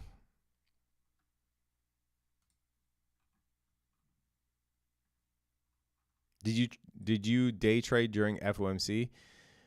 The only thing I did during FOMC was send out a trade on ES off of this level here.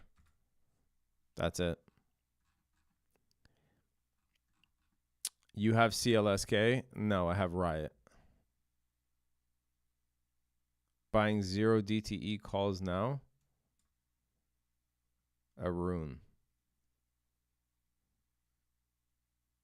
Okay. Can you hold shares of Soxel without penalty? What do you mean about penalty? What's the penalty?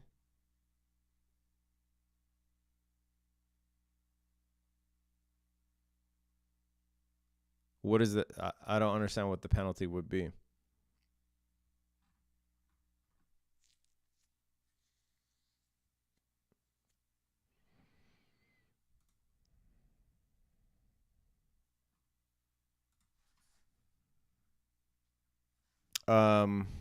It's not an inverse ETF. Yeah, SQQQ is an inverse ETF. So while you do have some sort of NAV decay in bull ETFs, it's not the same as bear ETFs, where bear ETFs continue to have to reverse split.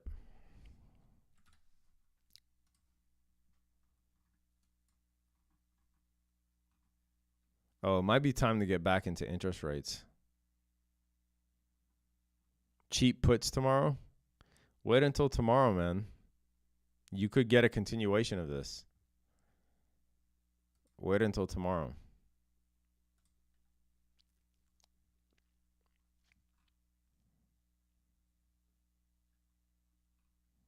I'm drinking Ovaltine. Adding TLT here, let me see. I mean, TLT is just basing here.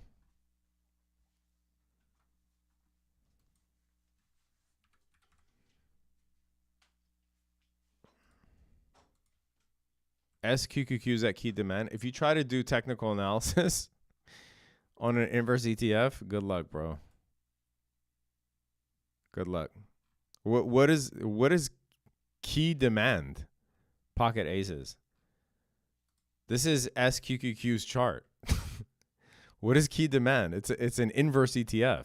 You cannot do technical analysis on it, bro.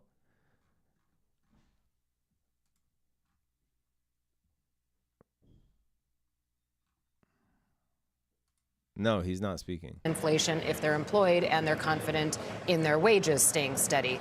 The thing that I think is interesting, they did lower the expected number of cuts in 2025. Now we're just kind of pushing out the worry into the future even further.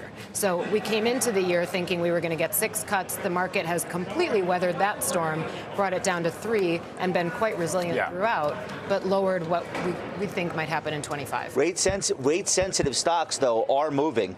Yeah. And I found this really interesting. The ARC names, well, the all right. Is TLT good to buy now, or should we wait? Why do you want to buy TLT, Albert? Do you have NVDL long term? No. Do you invest in ETFs or just stocks? Soxel is an ETF, buddy. Soxel is an ETF.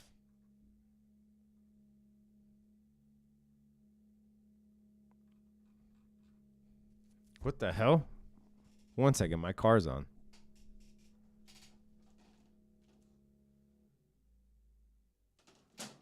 What? All right.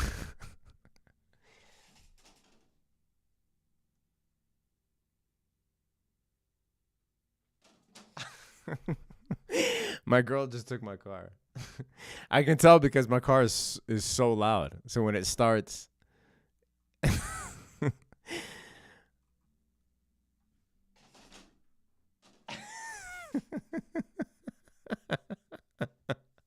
She loves driving that car, dude.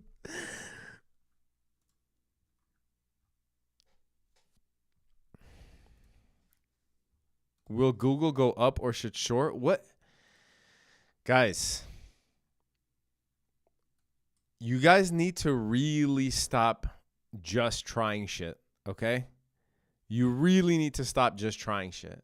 Like this is what I posted yesterday on Twitter, okay? And I hope you take this advice wholeheartedly. This is what I posted on Twitter yesterday, right? And I mean this wholeheartedly. I said, most traders just wing it every day. They're just trying all kinds of shit with the hopes that it works out. The reason winging it is so dangerous is because it feels like trading, so you convince yourself it's the same thing as you watch your account slowly burn. Like, you're just picking a random ticker and seeing that it went up and asking if you should short Google. Like, you really want to short Google after it tanked 15% and it is a huge name in AI riding the AI wave.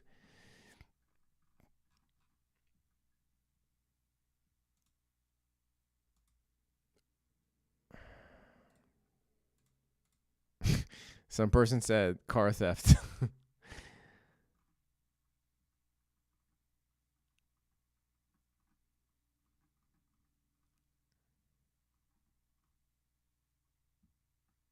All right.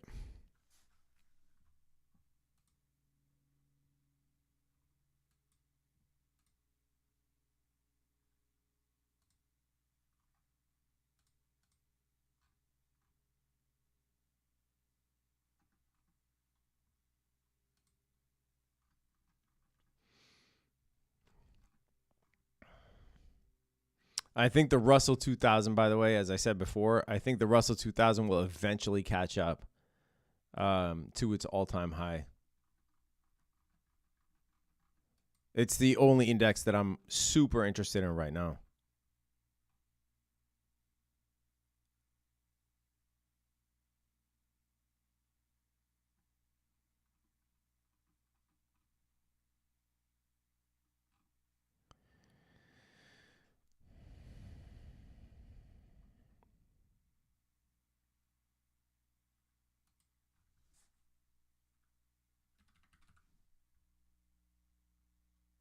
His responses sounded ridiculously uncertain in the Q&A. I agree. I think he sounded nervous, and I think he sounded like he was putting on a dovish show. That's for sure. I think Powell sounded like he was putting on a dovish show. For those of you that are wondering, we started a challenge in the Discord. It's for funded accounts. If you guys have not traded funded accounts yet,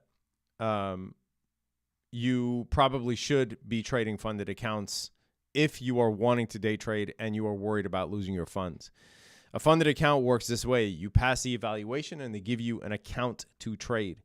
So we started a funded account challenge in the Discord. If you want to follow along, make sure you join below. But I currently am trading on Top Step. It's $49 to get an evaluation. If you pass that evaluation, you get a 50K account, and then you can trade with that as opposed to your own money, right? And as long as you continue running the account up, you'll be able to actually withdraw real money.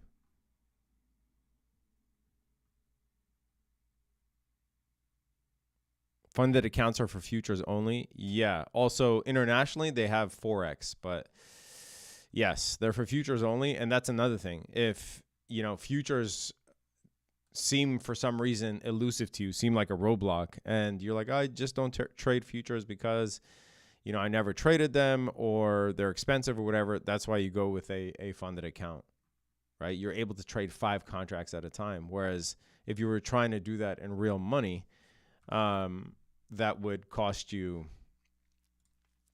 like $20,000 per contract for a NASDAQ. Can you paper trade on Top Step? Yes. VIX calls looking interesting to you? Soon. Yeah, soon. If they fall below 13, yes. If the VIX falls below 13 and fills this gap here, then yeah, I will likely buy VIX calls again.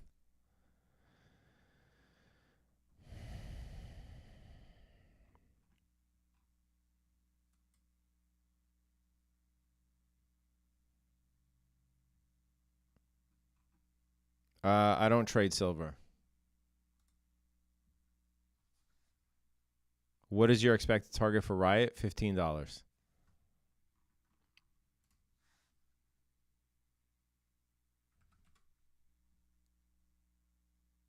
Does it matter many trade you make to meet the 3,000?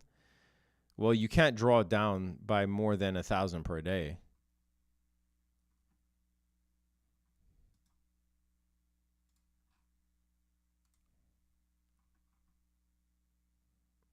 How can someone who can't even trade their own account pass the evaluation and get funded? Well, because they're giving you the means to trade futures, whereas most people view capital as a roadblock to that.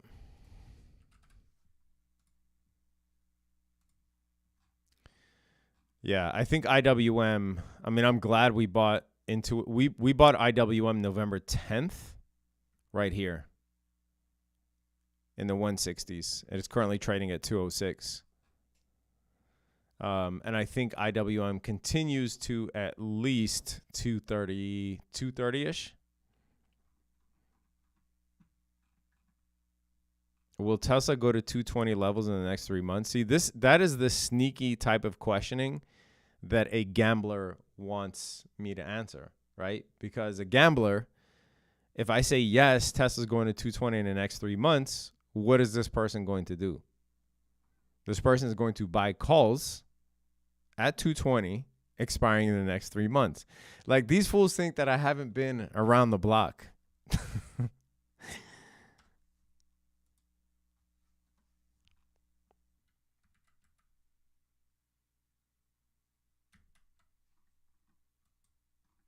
Yeah, I think this is it for Tesla. I think Tesla continues to go up from here for sure. There's only so much beating a stock can take.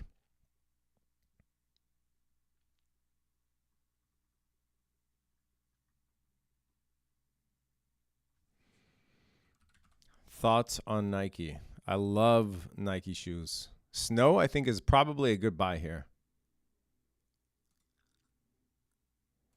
Snow is probably a good buy here.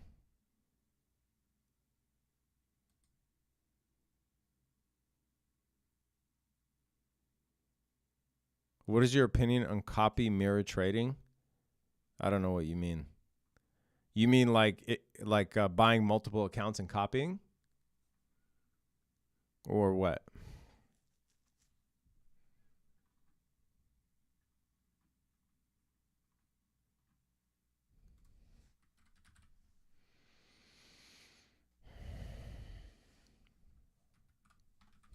The other one that I was looking at was Palo Alto Networks. I'm looking at potentially making a buy in this.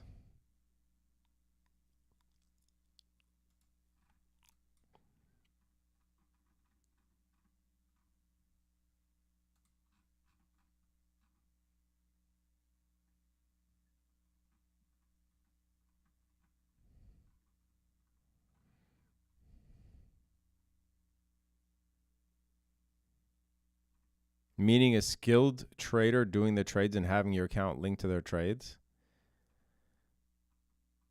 You think that what? That's going to work? What if that trader dies? Then you learn no skills, and then what? And then what, bro? You learn no skills, and then what? Wouldn't you rather learn?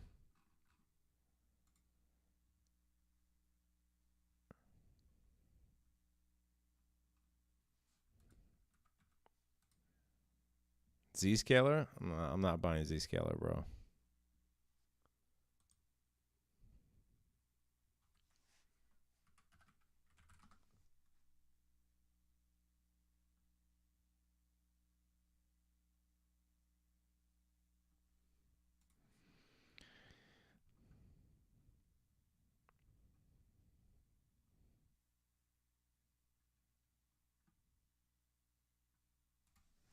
Yeah, I bought PayPal. Let's see. When did we buy PayPal, guys?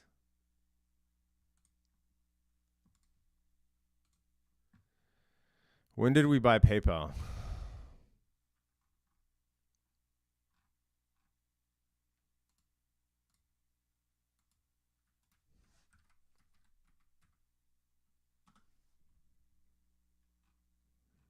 I bought PayPal November 2nd. I wrote a whole thesis on PayPal. Okay, so November 2nd, it was at 55. And right now, PayPal, oh, hell yeah. Finally doing good, bro. Finally doing good. I needed to get to this gap here.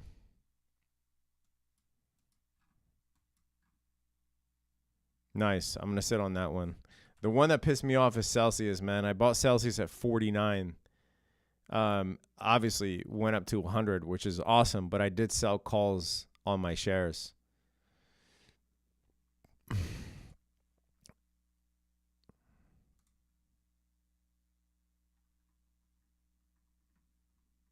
Is AMD a good buy at the current levels? If you like the company, yeah. Is theta decay on options calculated and applied second by second? No, it's not something that's applied second by second. It's estimated based on the activity for that option.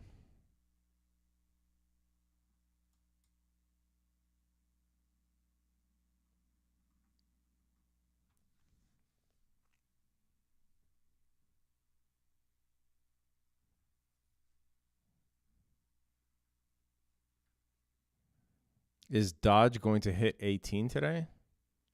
Dodge. Gold, will it continue going up?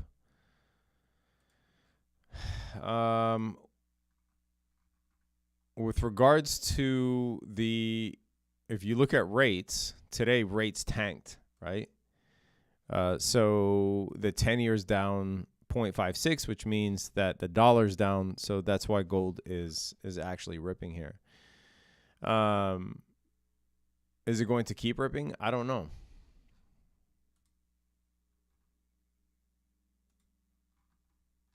I don't know. We're still in that. If you look at the gold futures, we're still in that trend line. This one.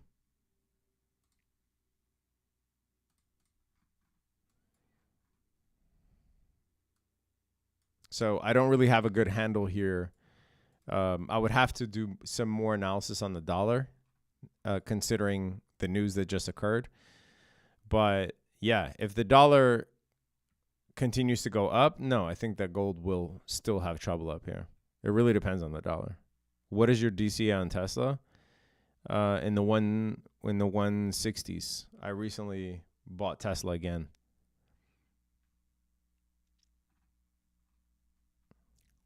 Yeah, I like Snowflake too. I think Snowflake is decent. It's not my type of stock where I would like go all in or whatever, but yeah, I don't mind it. SoFi I think is overrated. I'm particularly not a huge fan of SoFi, but you know, people like it because it's cheap, and they think that they're going to ride it until back to the 20s or whatever. Are you going to buy Tesla now? Already did a while ago. I talked about it time and time again.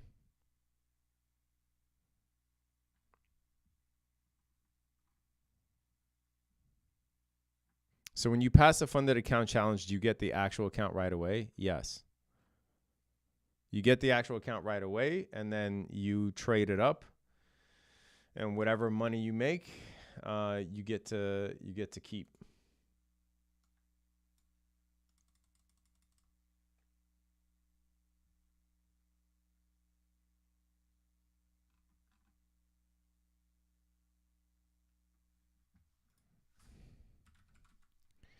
What are your thoughts on Salesforce? Thoughts and prayers.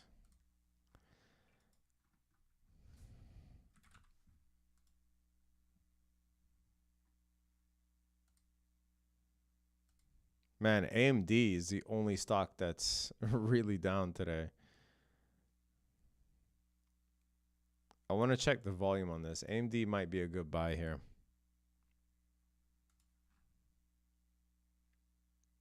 Yeah. I think it's such an expensive stock from a PE ratio standpoint. I think it's such an expensive stock, but I'm just merely talking about price action, which is part of the reason why I sold the puts on SOXL.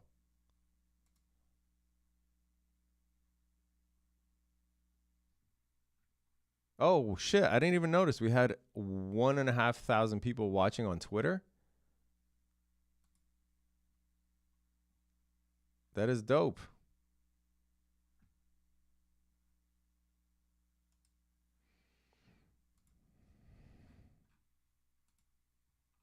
What's your price prediction for Tesla, bro? It looks like Tesla's going up. Yeah. Unfortunately, most people who are asking that will buy Tesla once it crosses 200.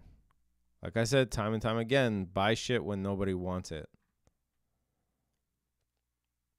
I bought Tesla at 175. I bought Tesla at 160.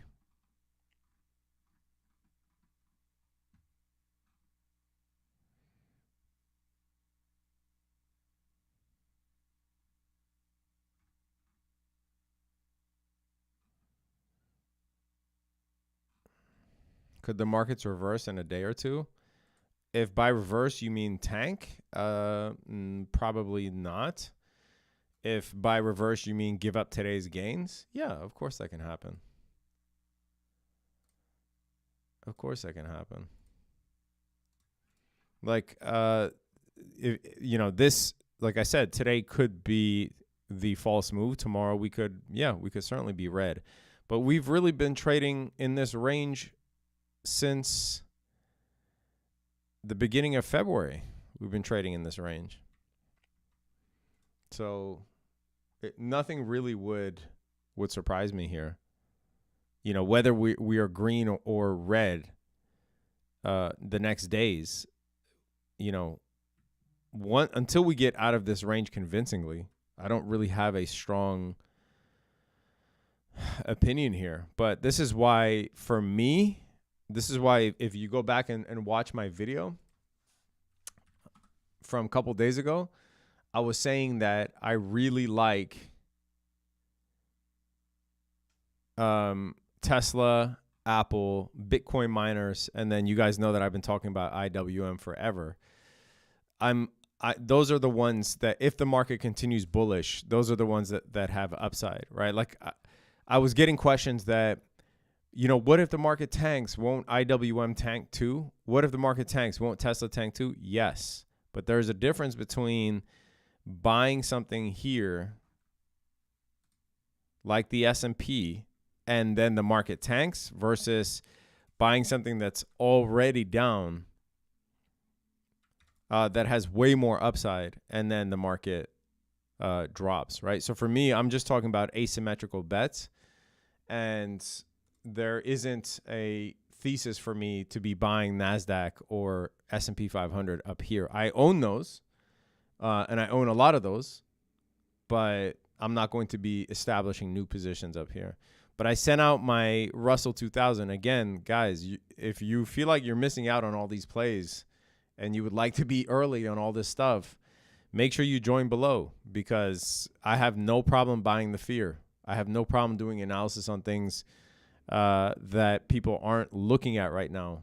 And I have no problem pulling the trigger, right? So I pulled the trigger on SPY at 410, pulled the trigger on IWM here on November 10th, back when IWM was 169. And then you would then avoid questions like, is it too late to buy this? Is it too late to buy this? Same thing with Riot, same thing with Soxo. Tesla showing crazy strength. I wouldn't call it crazy strength. I think it's nice to see this after really a horrible 2024, but I wouldn't call it crazy strength. No, not yet. Appreciate you, Emmanuel. Thank you, man. In regards to Riot trade, is it an options trade? Yes. What analysis do you recommend educate myself on options trading?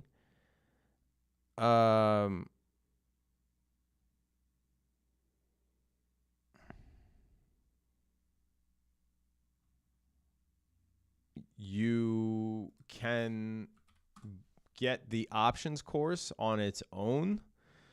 I put together an options course that I, literally dedicated hundreds of hours to making. You can buy that standalone if you want, or you can find resources online. Like, you certainly don't have to.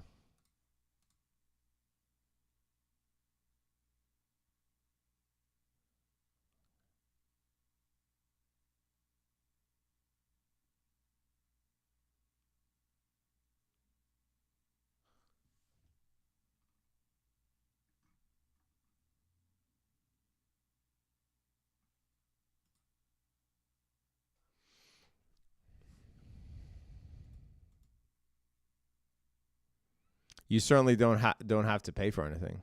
Another YouTuber trying to sell you something. Trader Diaries. My God, bro. I literally just said you don't have to pay for anything. You can learn for free. I put together an options course. If you like my style of teaching and you like the way that I explain things, and you watch my videos over the years and you would like to learn from someone who you have some familiarity with, awesome. If not, you can find it for free online. You can literally buy books. You can YouTube videos. I don't know what else to tell you, bro. It's always a wannabe trader who comments on other traders who have a business in trading,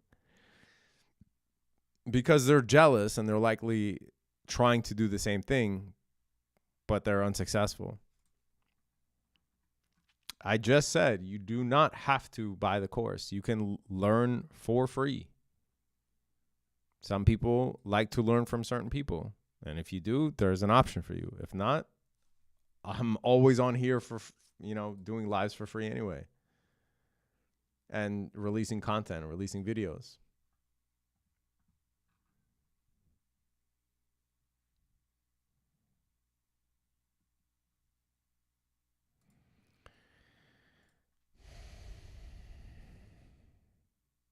My portfolio is infinitely bigger than my business. Yes. I've been trading since 2008, dude.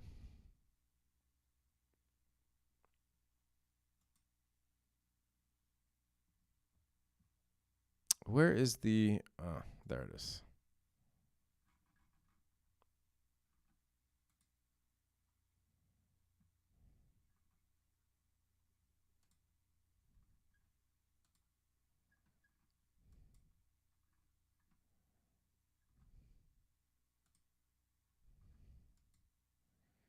I swear to God, in the last 10 minutes is going to give us a move down.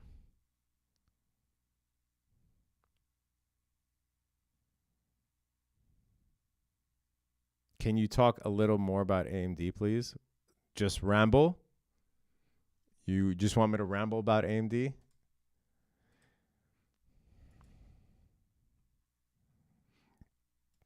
You have statements? Yeah, they're at your mom's house. She does my taxes.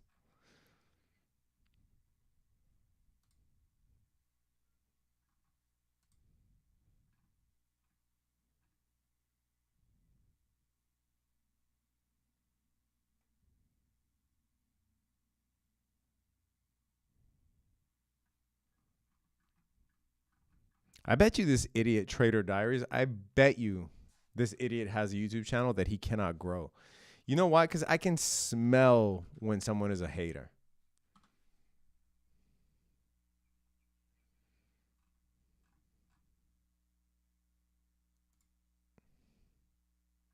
Oh my God. Guys, see, I've been on YouTube too long. Trader Diaries has a channel with 46 subs. His last video got 98 views. The video before that got 4 views. There have been 20,418 views just on this live. I told you I could smell a hater just by the way that they type. So do this guy a favor, Trader Diaries, who, by the way, still has a profile picture with a mask on, like he's going to catch COVID-24. Go ahead and subscribe to this guy. Please. Please subscribe to the hater. His video that got 4 views says, "This guy sucks at trading. I have blown 35 Apex Trader accounts." And this motherfucker is coming up to me and mad that I have an options course that I literally spent 100 hours on for you guys, that I literally said you do not have to buy. I knew it, bro. I knew it. I knew this motherfucker had a trading channel. I knew it. Also, Trader Diaries, it's probably time to give up the braids, bro. Like, I see more forehead than hair. It's probably time to give up the braids. There's a little bit too much runway there for braids. Especially for like 4-day-old braids.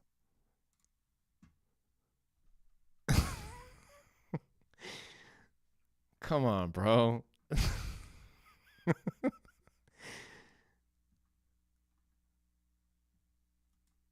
I knew that motherfucker had a channel. The way that they shit talk when they try to launch a channel and are unsuccessful at it. And I know YouTube is tough.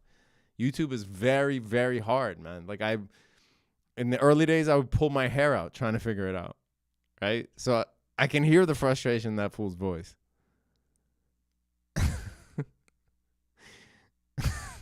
Yeah, I'm going to send him a free hat. Cover up that head.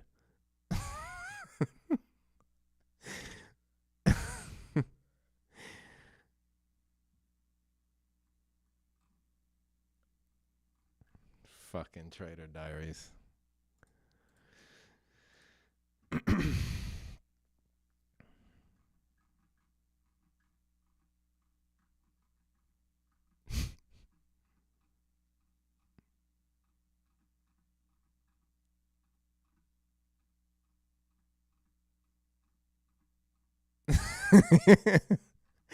You guys kill me in the comments, man.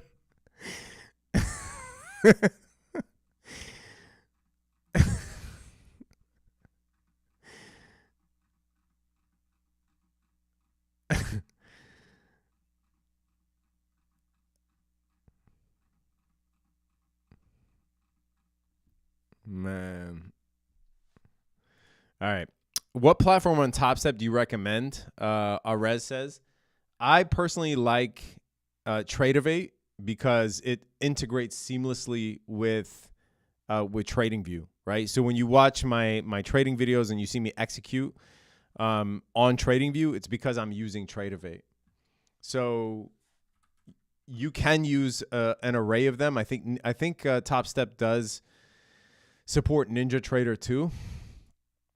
But when you come down here and you go to the trading panel,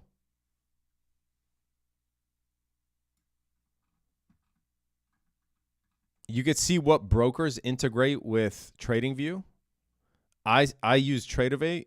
I think you can use TradeStation too with Top Step. And I used to see NinjaTrader on here. I'm surprised that I don't see it.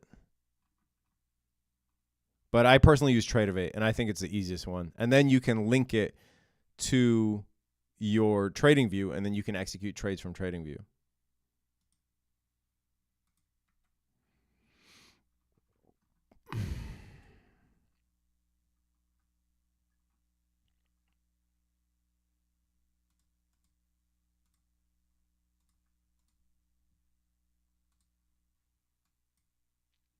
Man, the market closes in freaking 6 minutes.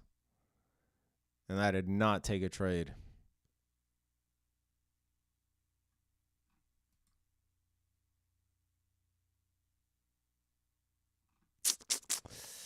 All right, game plan for tomorrow. Whoops.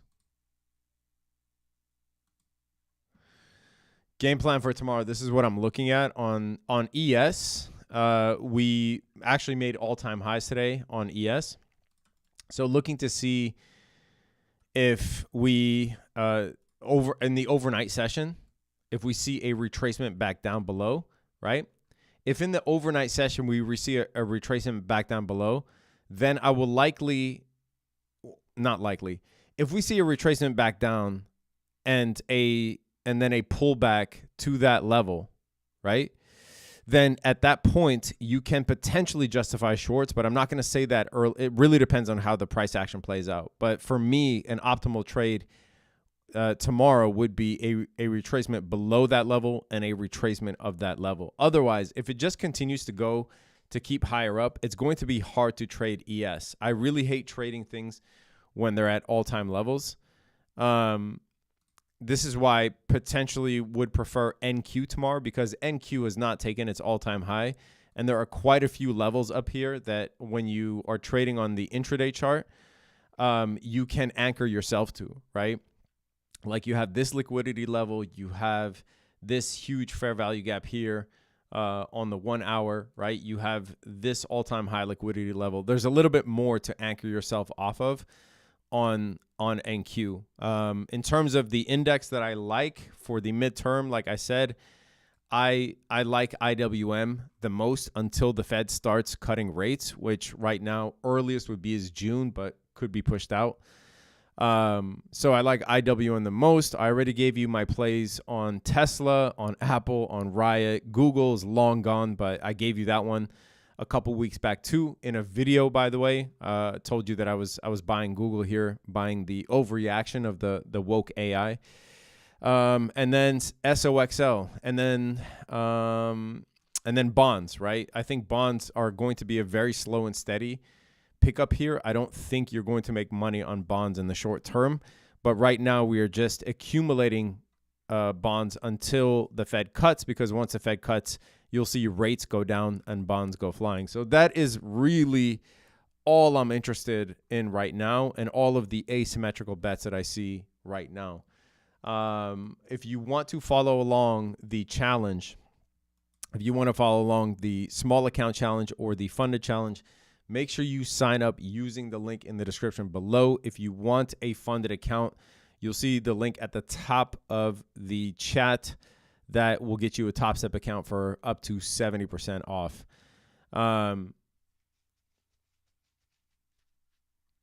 So yeah.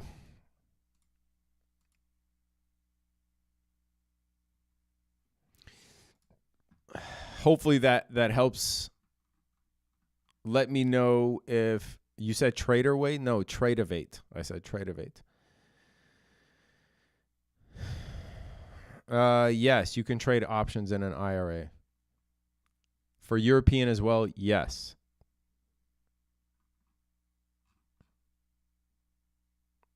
Would you consider adding ARM? No. Trading, yes. Investment, no. Hell no. You know why? Check this out.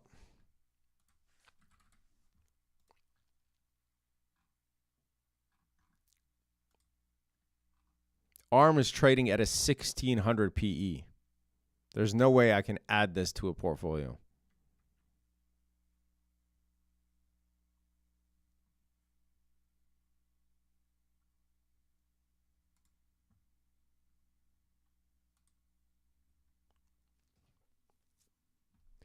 Thanks for the streams. Appreciate you, man. You're very welcome.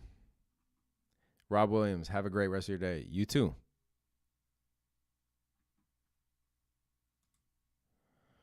Can I trust these prop firms? Top Step, definitely you can trust. And Apex, you can trust. I'm not very well versed on the other ones. But Top Step is operating out of the U.S., and I believe that they are recommended or approved by the CME.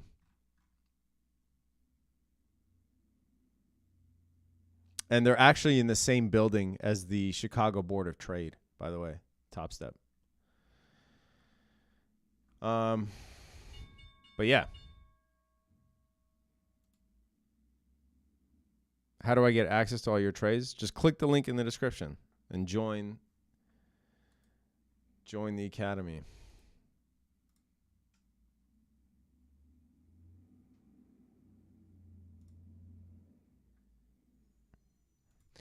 All right, guys. Appreciate you hanging out with me.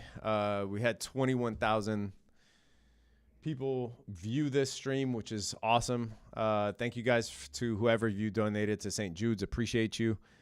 And yes, they accept UK customers. If you want all of my trades and you want to join the group where we trade every single day and I live stream with the crew, make sure that you use the code in the description below.